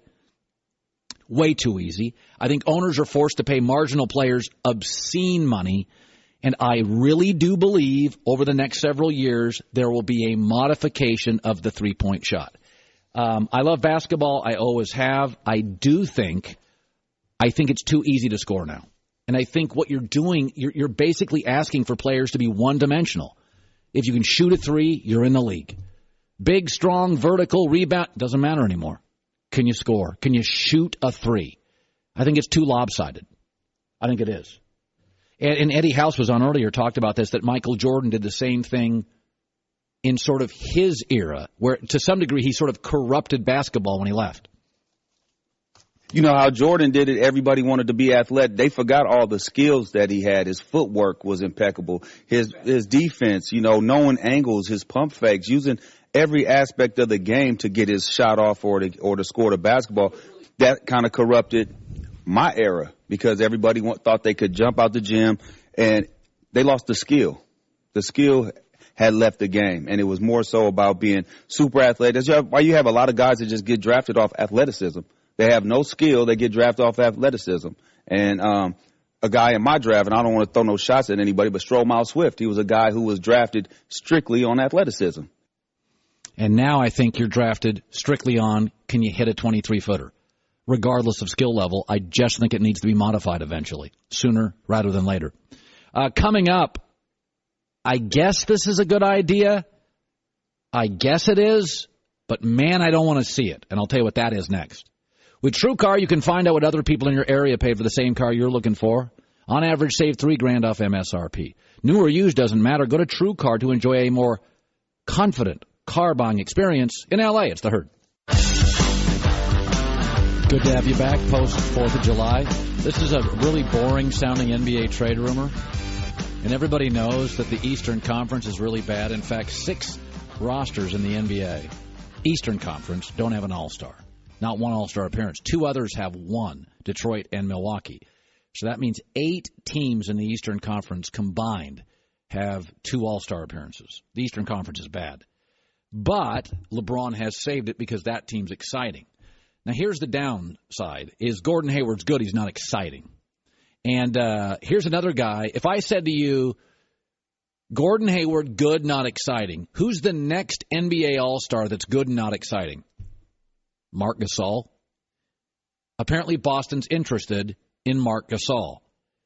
If they acquire Marc Gasol, this will be the most boring NBA good team in the history of the league. It will be Marc Gasol, Al Horford, Gordon Hayward, Avery Bradley, Marcus Smart, thank God for 5'8.5" gunner Isaiah Thomas. I don't even think 4 of those guys can dunk.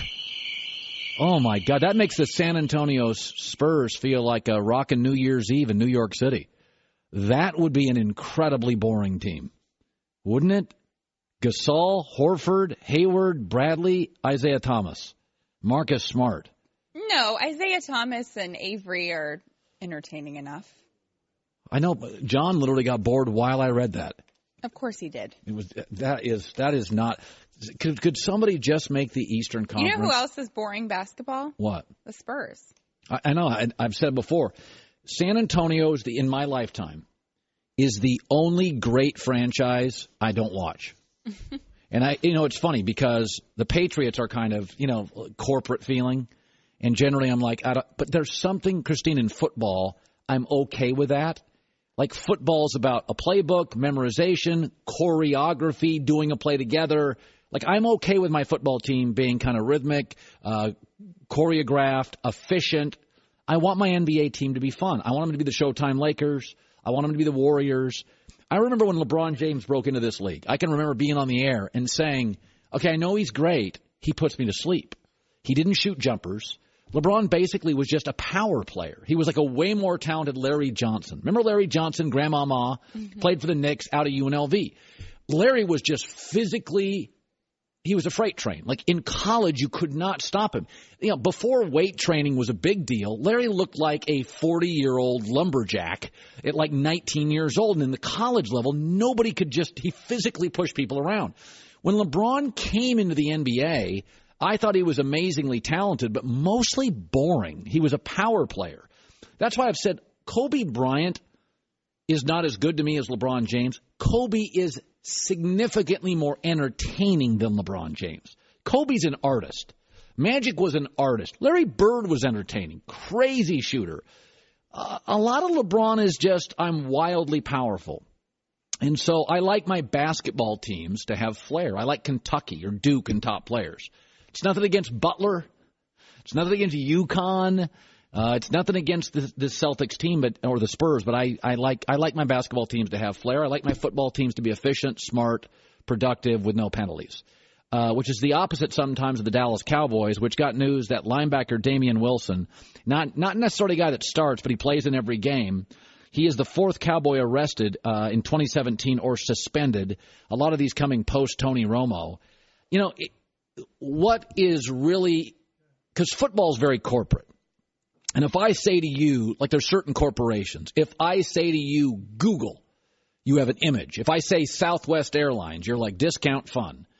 If I say Virgin America, you're like high-end Richard Branson. In business, every business wants you, when you say their name, to think of an image. Starbucks, coffee quickly. Right? Like that's the way corporate America wants you to think of images.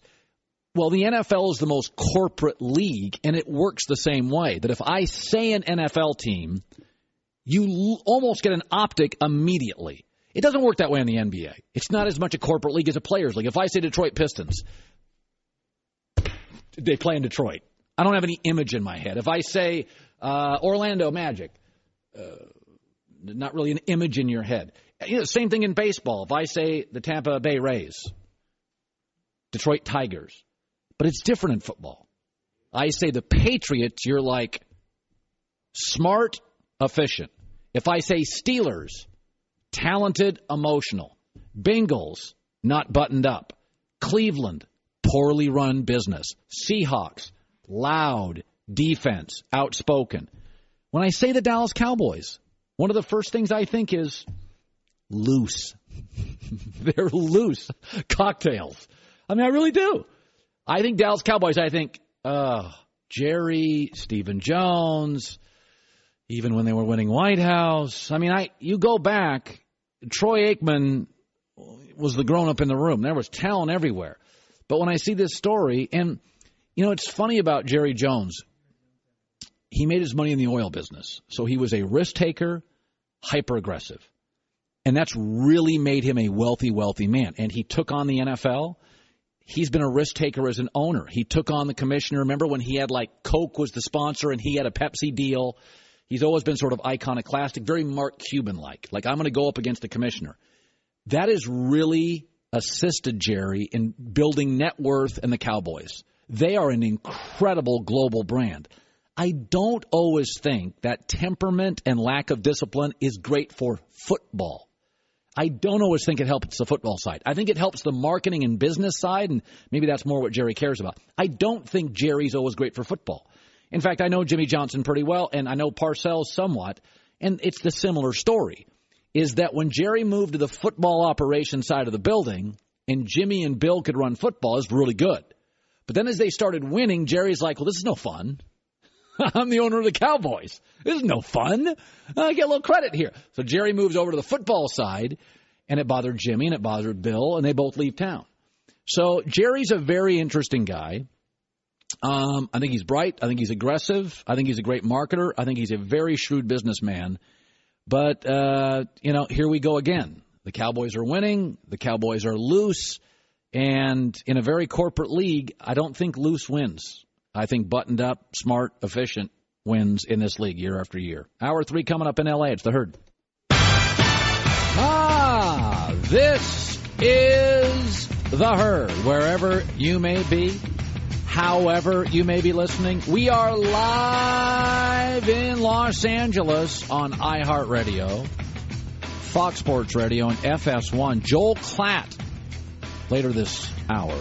Christine Leahy is joining me as always. Christine, we have a live look at the NBA Summer League. This is very exciting. So excited. This is live. Look at that. Christine, that's the Atlanta Hawks. I don't know how I can contain myself for this hour. Goosebumps. There are approximately 8 men shooting basketballs. All right. Yeah, at a rec center. It looks like the YMCA. It's like the side hoops even, not even the main hoops. What are we going to do?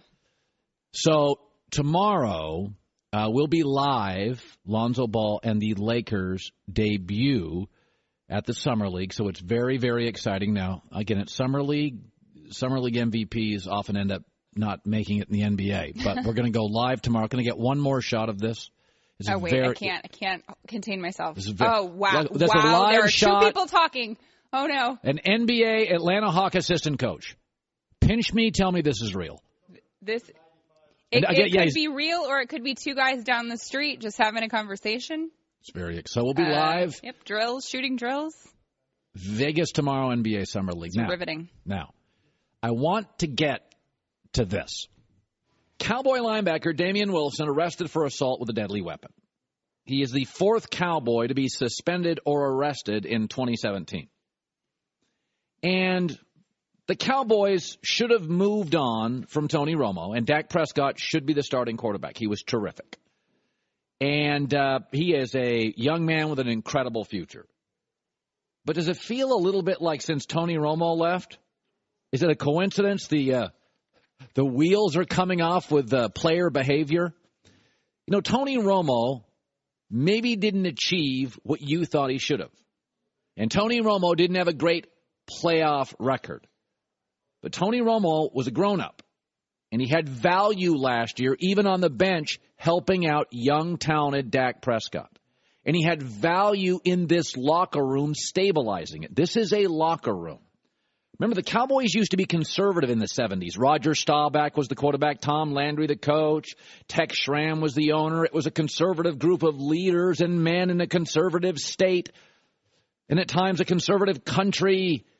Now it is Jerry, and then it was Jimmy, and then it's Barry, and it's Tony Romo has been a stabilizing force with this franchise. Forget on the field, in the locker room. Now, I think Dak Prescott's terrific, but he is 23 years old, meaning most of his peer group is immature, And it is harder to get older players to listen, even to a quarterback who's 23. And when your owner is Jerry Jones, and let's be honest, he's the party owner of the NFL, and the more the Cowboys have won over the last 15 years, you ever notice this? When they lose, you don't see as much with Jerry. But when they win, Jerry's on camera a lot. You ever notice that?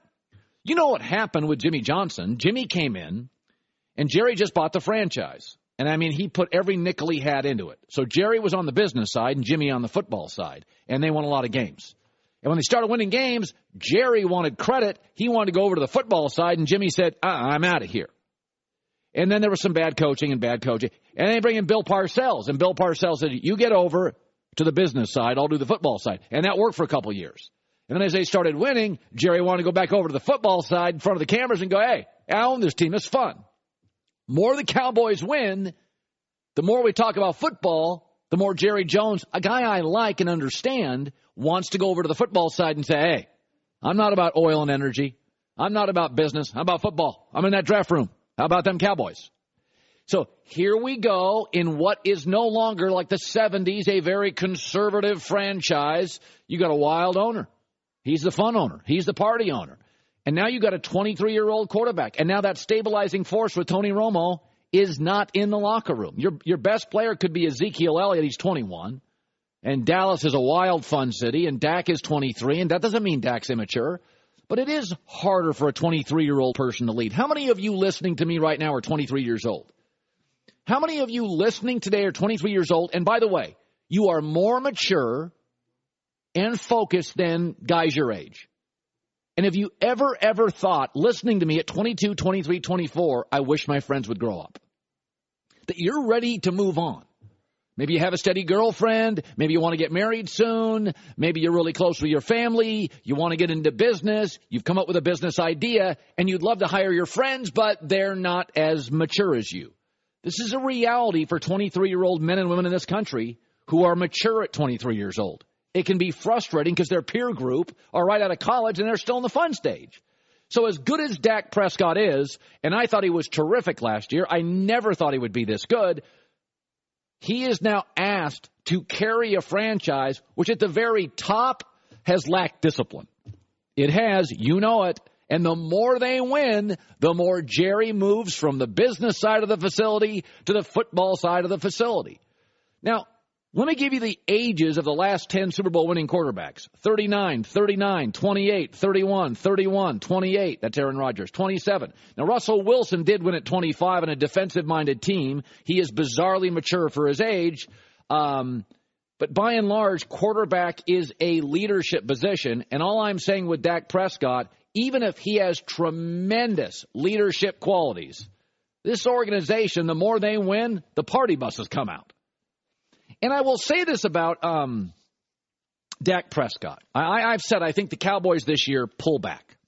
I think they're very good this year, but I think they pull back a little. Their schedule's tougher.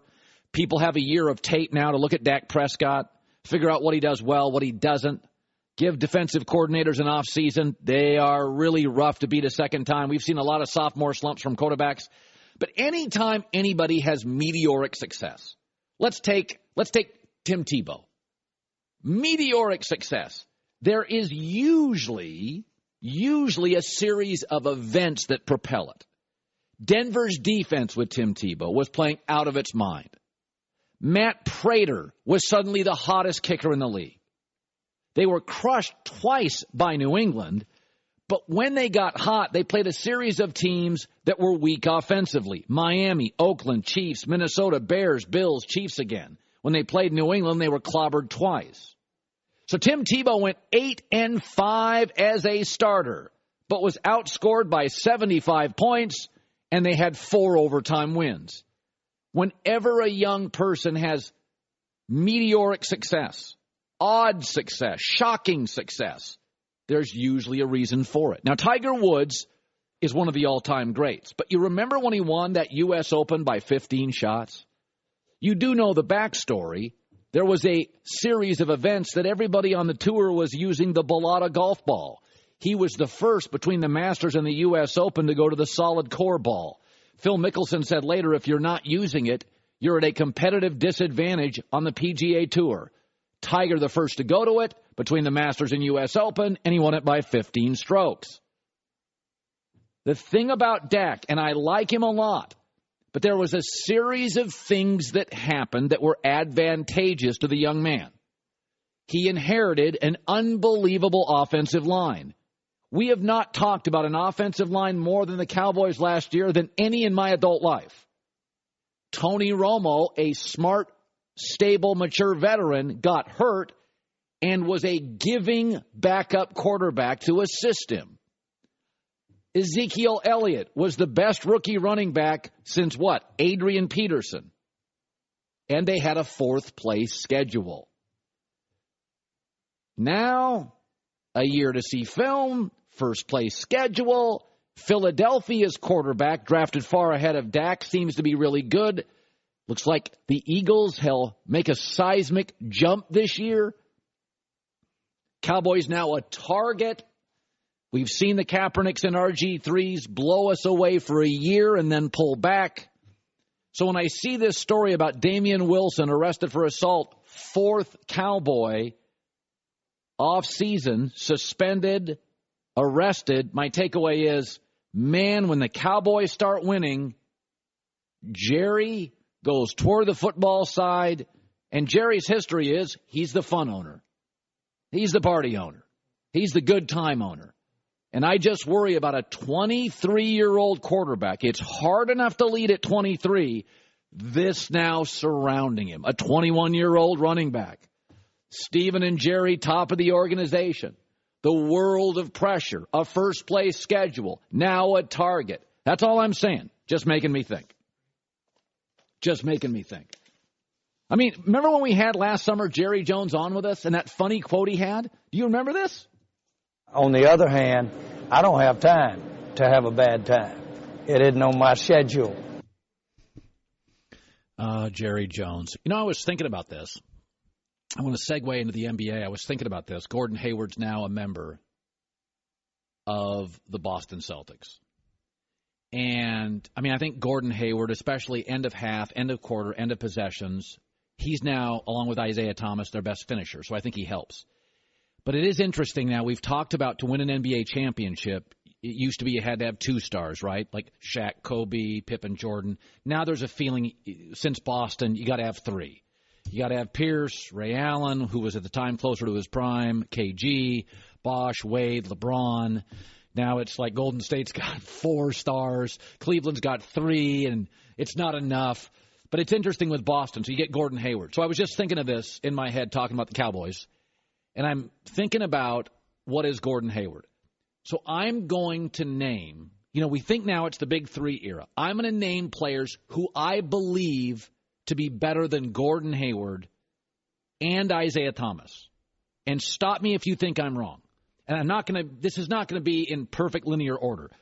LeBron, Kevin Durant, Steph, Kyrie, Kawhi, Westbrook, Harden, Greek Freak, Chris Paul, Porzingis, John Wall, Damian Lillard, Paul George, Anthony Davis, Jimmy Butler. I'd still say Blake Griffin. Okay, now we're at like 18. Karl Anthony Towns. Okay, we're at 18, and I don't have a Celtic. So remember, used to be the Big Two, then it's the Big Three. They don't have a top 18 player in the NBA. So congratulations, golf clap. What are you? Now, you are really good in the East, where 6 teams in the East don't have an all-star. 2 others, Milwaukee, Detroit, have 1. Drummond and the Greek Freak, Milwaukee. But I'm not trying to win an argument here. I'm talking LeBron, KD, Steph, Kyrie, Kawhi, Westbrook, Harden, Greek Freak, Chris Paul, Porzingis, Wall, Lillard, Blake, Klay Thompson, Paul George, Jimmy Butler, Anthony Davis, Karl Anthony Towns. That's 18. That's 18 NBA players. Then you get into Gordon Hayward. Now, let me just ask you, Christy, and I'll ask you. If I could give you today Andrew Wiggins or Gordon Hayward, who would you choose? That was the face I'm thinking of. Confused. Okay, I think I'd take Andrew Wiggins. I think athletically, vertically, defensively. Are you just still trying to knock on Danny Ainge? I mean, Danny Ainge finally got a huge free agent, and here you're trying to say, oh, but maybe I would choose Andrew Wiggins. Well, no, I'm asking you. I'm asking you in it fair. We know that Wiggins is athletically, mom is a track star. Dad, I mean, come on, he's like a 47-inch vertical. I'm going to go with Gordon Hayward. I think I go with Wiggins. I'm not surprised. Okay, you guys, hands. I'm not saying I'm right. Who would you go with? Wiggins was better earlier. Am I trying to win today, or am I trying to win for a while? If you're a GM, you can get Wiggins or Gordon Hayward. Who do you take? As Hayward. a GM, I'd take Wiggins. He doesn't cost any money, and they're pretty close. Stop with the money. Just who would you take? Minor point. Who would you take? Today, I'll take Gordon Hayward. He's slightly better. If you ask me this question in a year, I'm probably taking Wiggins. So that's my point. Is that you start Gordon Hayward's in that night. By the way, I didn't mention LaMarcus Aldridge, C.J. McCollum, Bradley Beal.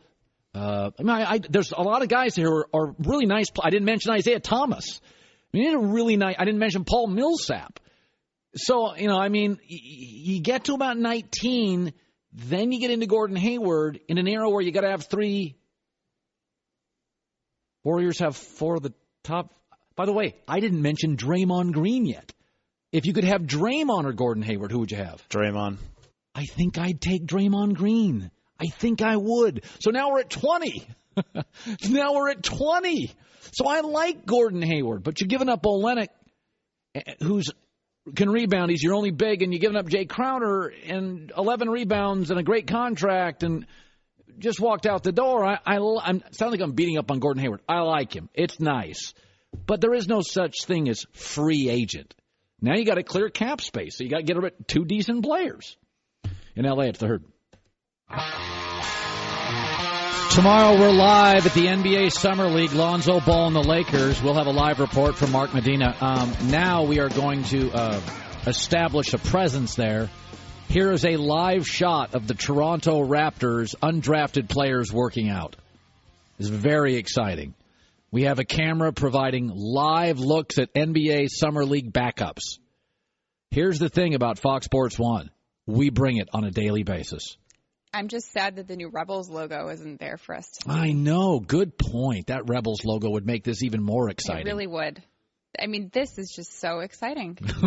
Look at them just go through drills, shooting drills. Are you mocking my decision to cover the Summer League, Christine Leahy? Well, is this the Summer League or is this like the drill session? Can we see some games?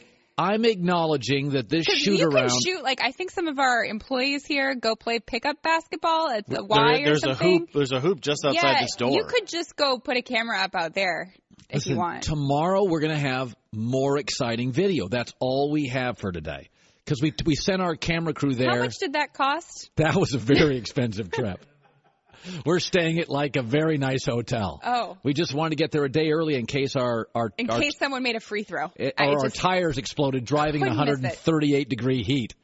RJBellPregame.com, they came out with the over-under betting lines in the NBA, and I just cannot get over this. Golden State's going to win 67.5, Cleveland 56. Then you have a bunch of Houston, San Antonio, Boston. They have Oklahoma City and Minnesota at 46.5, Westbrook, Paul George. These are all make a lot of sense. I think Minnesota's a little ambitious, but they have the Lakers at 36.5 wins. They won 26 games last year. They got rid of D'Angelo Russell and Nick Young, arguably their 2 best shooters. Think about this. In the last 12 months, they've gotten rid of Lou Williams, D'Angelo Russell, and Nick Young. Those are the best shooters. They're all gone. Now, I do believe Lonzo Ball is going to be a very nice player, but not a great scorer. And they added Brook Lopez. Am I crazy to think that's the easiest bet in the summer? You would bet the under on that, right? What am I missing on that? Now, also, the Western Conference got better. Oklahoma City, significantly better. Who else is? Houston with Chris Paul, better. Sacramento, better. Denver, better. Golden State's deeper and better. By the way, I don't know if I said this earlier. It was a mistake. Clippers are still better than the Lakers because they still have Patrick Beverley, Lou Williams, some Russian magician point guard who can't defend anybody, the next Ricky Rubio. They have Blake Griffin. They have DeAndre Jordan. So the Clippers right now have veterans in the NBA, and they got Gallinari. So Clippers are better right now than the Lakers. What do they have the Clippers at? Okay, this is unbelievable. They have the Clippers at 34.5 wins. So they have the Clippers with more wins, or with fewer wins than the Lakers next year? Am I nuts? It's a bunch of kids. Their point guard's going to be 19. Are they trying to trap you on the perception that the Clippers are worse because they lost Chris Paul? So you want to bet what is Vegas? Under? No, I don't understand. Also, the Clippers have 2 stars. The Lakers have none. The Lakers don't have I mean, again, I really think the Lakers are interesting. But Vegas has the Lakers by 2 games better than the Clippers. The Clippers have Gallinari can score. Patrick Beverley's a veteran. Lou Williams can score. DeAndre Jordan gives you, what does he give you, 15 a night? Blake Griffin. These are established NBA veterans. I don't even understand that line. In fact, wow. This is really ambitious. You sent that crew to Vegas. Maybe they can make some bets for you. No kidding. Call our guys in Vegas, our crew. Put my 401k down on the under. They're busy shooting the Raptors practice. They just don't have the time.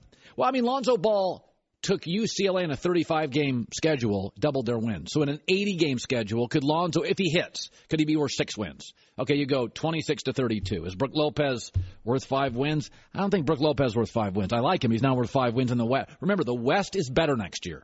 Paul George, Jimmy Butler to the West. Again, if you told me Lakers 36 wins in the East, I still think I'd bet the under. In the West, they're not a playoff team next year. God, no, they're not a playoff team next year. Not close. Not even close. Wow. Christine with the news. No. Turn on the news. This is the Herd Line News. Peyton Manning is having a statue reveal on October 7th in Indianapolis, so he invited his former coach, Jim Mora, to attend, and he said he will not be there. He is still bitter over his exit. He was Peyton Manning's coach from 98 to 2001, and he said that he is just not willing to revisit it, not willing to go, even for Peyton. Still bitter. I don't really get that. Him being bitter? Well, I understand bitterness, but he's a grown man, right? Yeah, it obviously was something that really deeply affected him. I was just looking forward to another moment like this. What's that? Playoffs? Don't talk about it. Playoffs? You kidding me? Playoffs? I just hope we can win a game.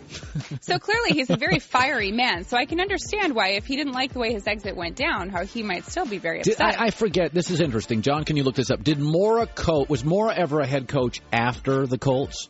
I don't think he was. Maybe he feels like Peyton ended his head coaching tenure, and maybe there's real professionals. There's something there. One day we'll have the true story in some That bums me out. I don't know. He never coached again, period. Okay, so I get it. Yeah, maybe he feels like Peyton shut the door in his career. Yeah, and maybe he feels like if he went there, it'd be too emotional for him, so let Peyton have his day. I don't know. Could be a million different reasons.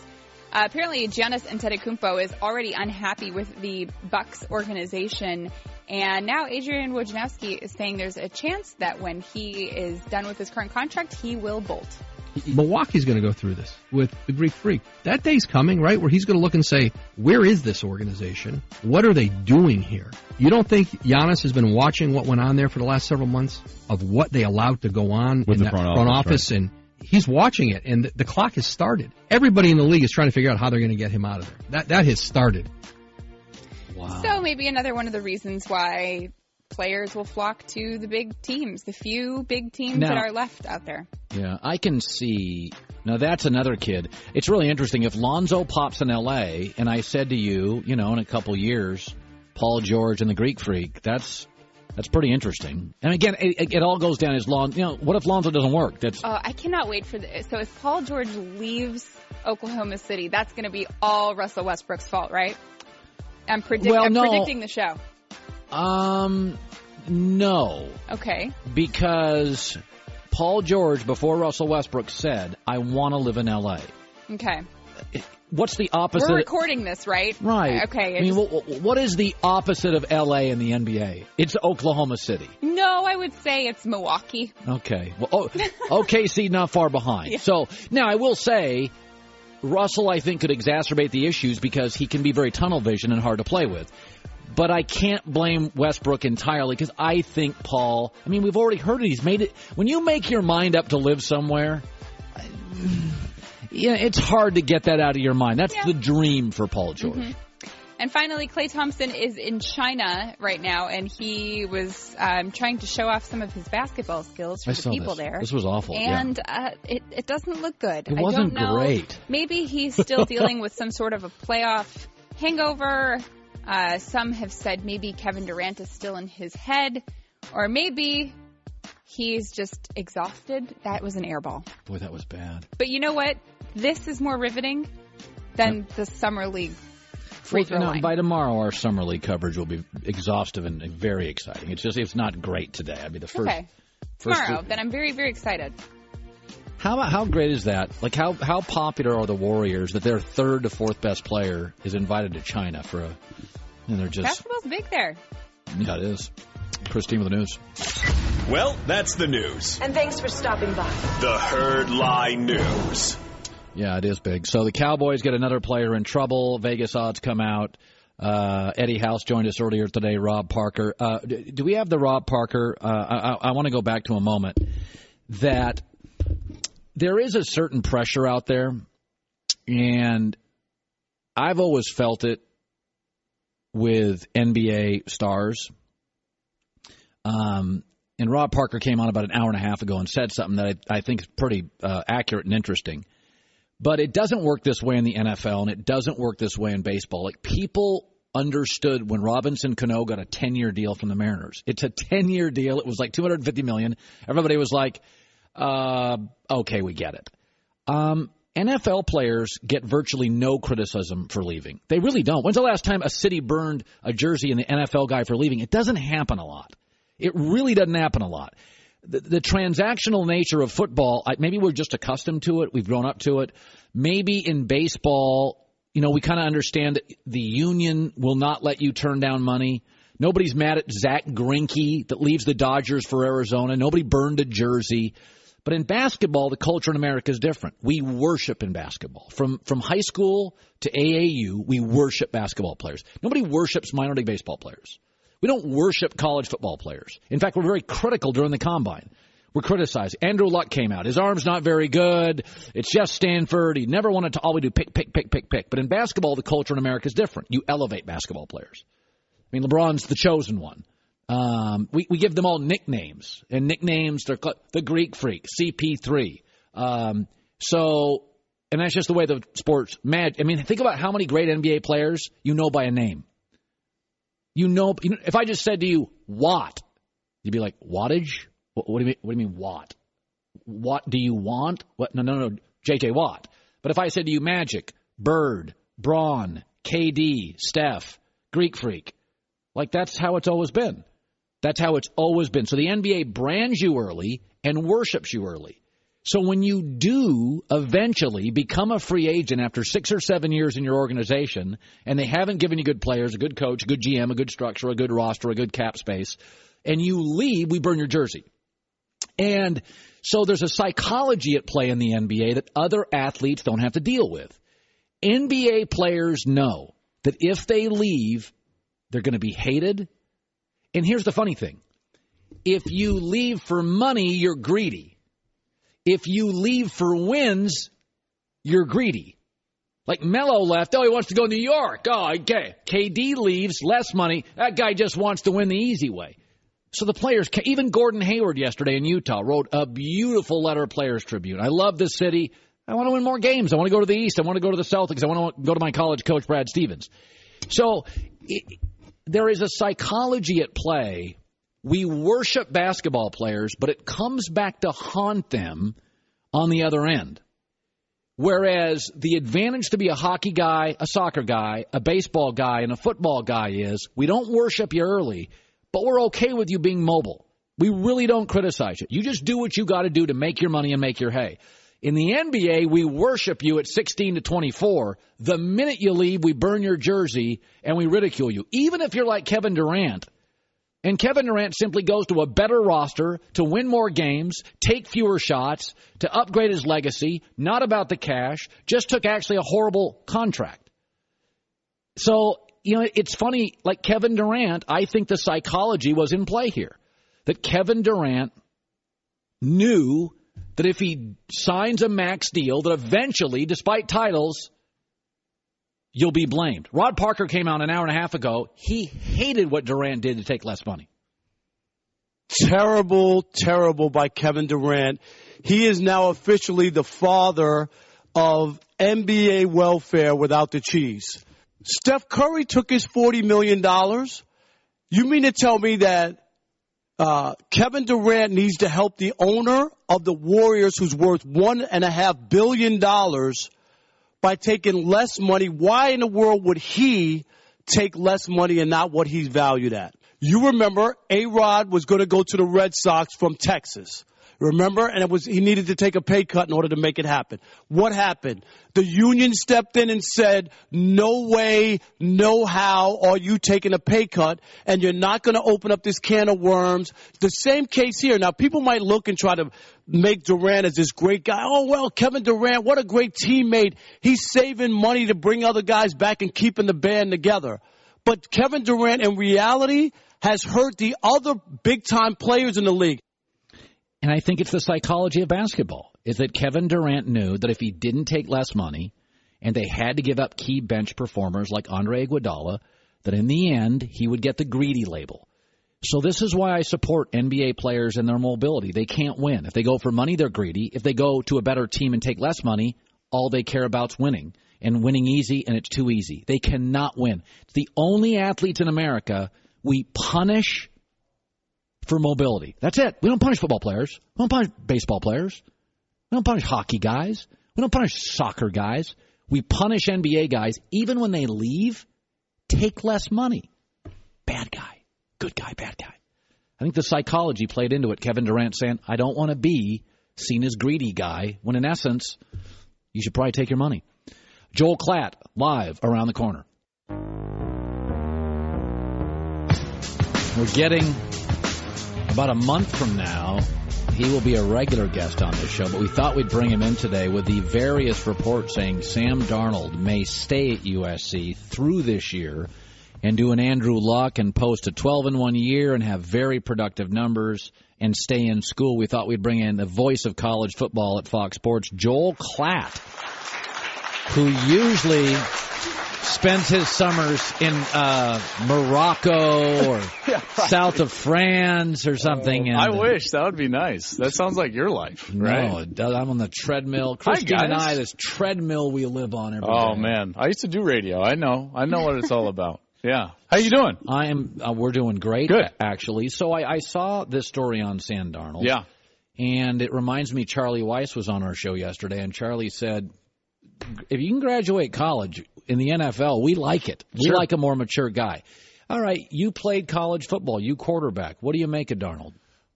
Just as a player, I think he's unbelievable. Okay, but what do you make about his ultimate decision? His decision. So I used to think, if you asked me 5 years ago, Colin, I would have said, listen, when the iron is hot, you got to strike it. You got to do it. The money's too big, this and that. But with the new CBA, how it is, and the rookie pay scale, how it is, it's not quite as, I would say, urgent to get in when you can. Now I think it's about being ready, because the second contract is where you're going to make your generational wealth, not your first. Same anymore. In the NBA, same in baseball. That's a great point on those two sports. But you're not going to get your Sam Bradford $50 million guarantee right off the rip. You need to play until you're 27, 28 years old in order to get your big deal. And so from that standpoint, you've got to be ready to contribute towards championships. Okay? Because if you're not a foundational quarterback, they're going to move on from you quickly. So you need to show the ability to compete for, or at least the prospect of competing for championships. If you take a look at the quarterbacks in the NFL right now that have rings, okay, that have won Super Bowls, you've got Brady, Eli, Flacco, Roethlisberger, Russell Wilson, Drew Brees, and Aaron Rodgers. If you look at what they did in college, and remember, this is with Rodgers going to junior college before he got to Cal. On average, those players attempted around 1,100 attempts, passing attempts. In college. In college, as college quarterbacks, if you average all of those players out, Super Bowl winning quarterbacks attempted 1,100 passes, completed right around 700, and started 33 games. Okay, so I want to write on this average. Down. So on average, the guys winning Super Bowls, 33 college starts. 33 college starts, and they were around 700 completions career and 1,100 attempts. In college. In college. Okay, so that's experience. That's reps. I mean, you are in the fire for a lot of football at that point at the college level. Sam Darnold. Here are his numbers. In college, 246 completions, 366 attempts, 10 starts. He's not even close to being ready. Now, he's a great player. He's a great player. But if he stays in school and gets to that 30 mark, that 35 mark of starts, attempts 1,000 passes, 1,400 passes, then you're going to get up there around the Russell Wilson numbers. He attempted 1,400 passes and started 50 games. Oh, my God. In college. And who was the most responsible leader, emotionally invested into his organization from the get-go? I would say Russell Wilson. And it was that maturity that I think allowed Seattle to win with a young quarterback. He had 1,400 attempts and 50 starts in college. And by the way, Sam Darnold has 366 attempts. And 10 starts. By the way, Josh Rosen, I think, even has fewer. Because he got hurt. He did get hurt. I don't know. I don't know his exact numbers, but they're around there.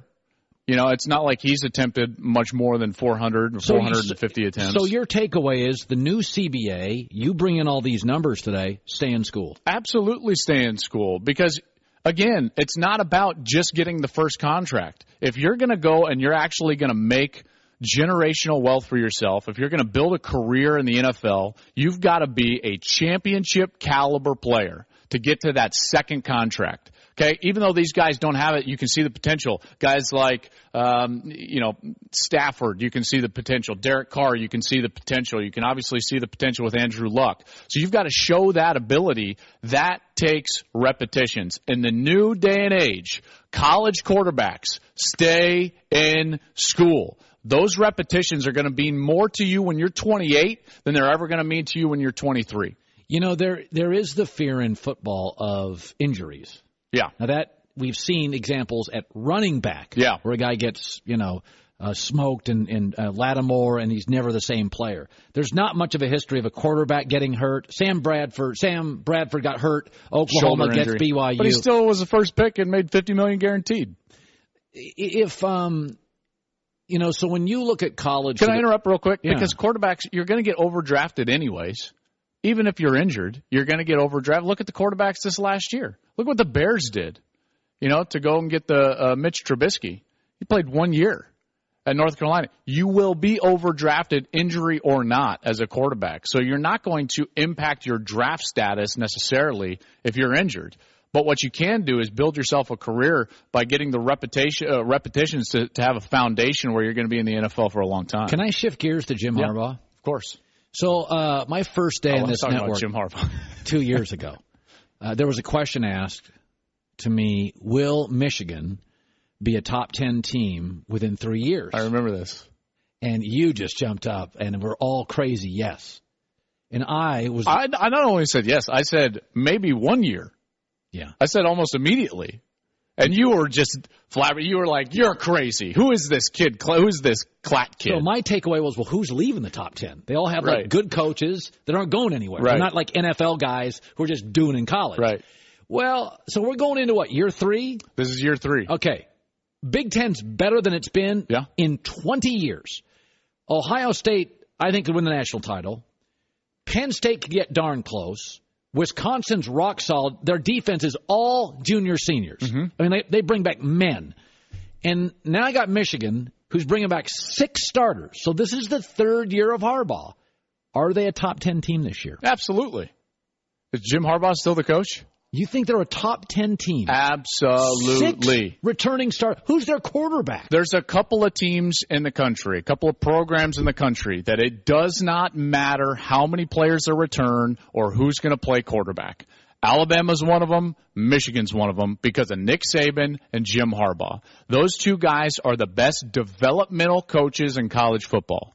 There is no coaching staff in America that teaches the game, in particular on the field, like Jim Harbaugh does. He will get more out of a team than anybody else in America. So when I look at teams around the country, I'll look at, okay, who's coming back, who's not coming back. They'll take a step back, this and that. I never pay attention to that with Jim Harbaugh because he is the best developmental coach in America. No questions asked. Look what they did his first year. We're sitting there before that Utah game. He's going to open on Thursday night in his first game back in Michigan. We were there. His roster was okay. I mean, at best, he had this transfer quarterback from Iowa, who had lost the job to C.J. Beathard, and then he comes in. Remember Jake Rudock? We all had questions about him. Won 10 games. Michigan is a top 10 program perennially with Jim Harbaugh as the head coach. Wow.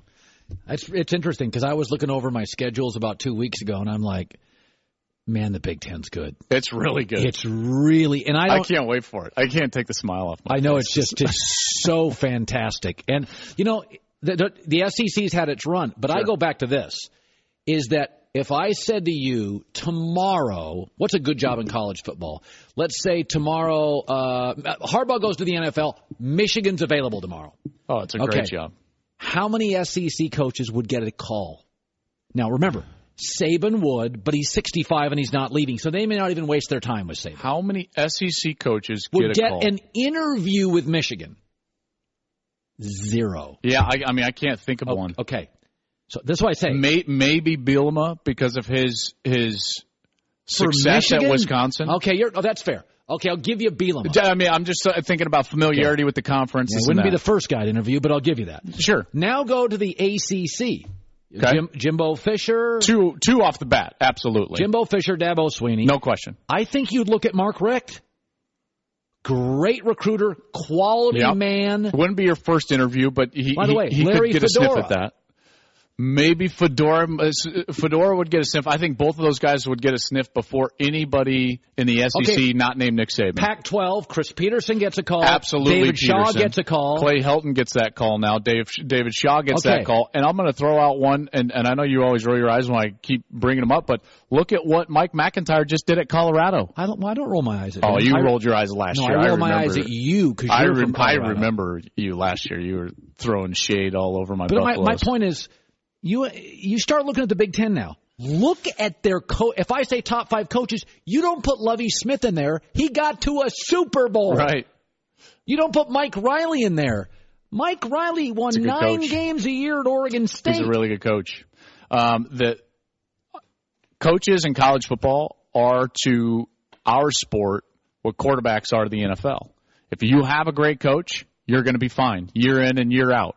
If your conference or division has great quarterbacks, you're going to be a really strong conference or division. And right now, that's why I think the Big Ten is the strongest football conference in the country. I do too. Yeah, I think top 5 to 6, there's not a doubt in my mind. I keep saying, who's the second best program in the SEC? And that's a problem for the SEC right now is their depth. Alabama is a historically great, dominant team right now.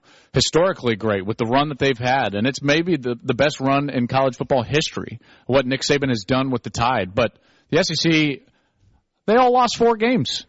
Yep. Name a team that didn't lose 4 games in the SEC not named Alabama last year. Joel Klatt skipped Morocco to come here. Stay in school, wow. kids.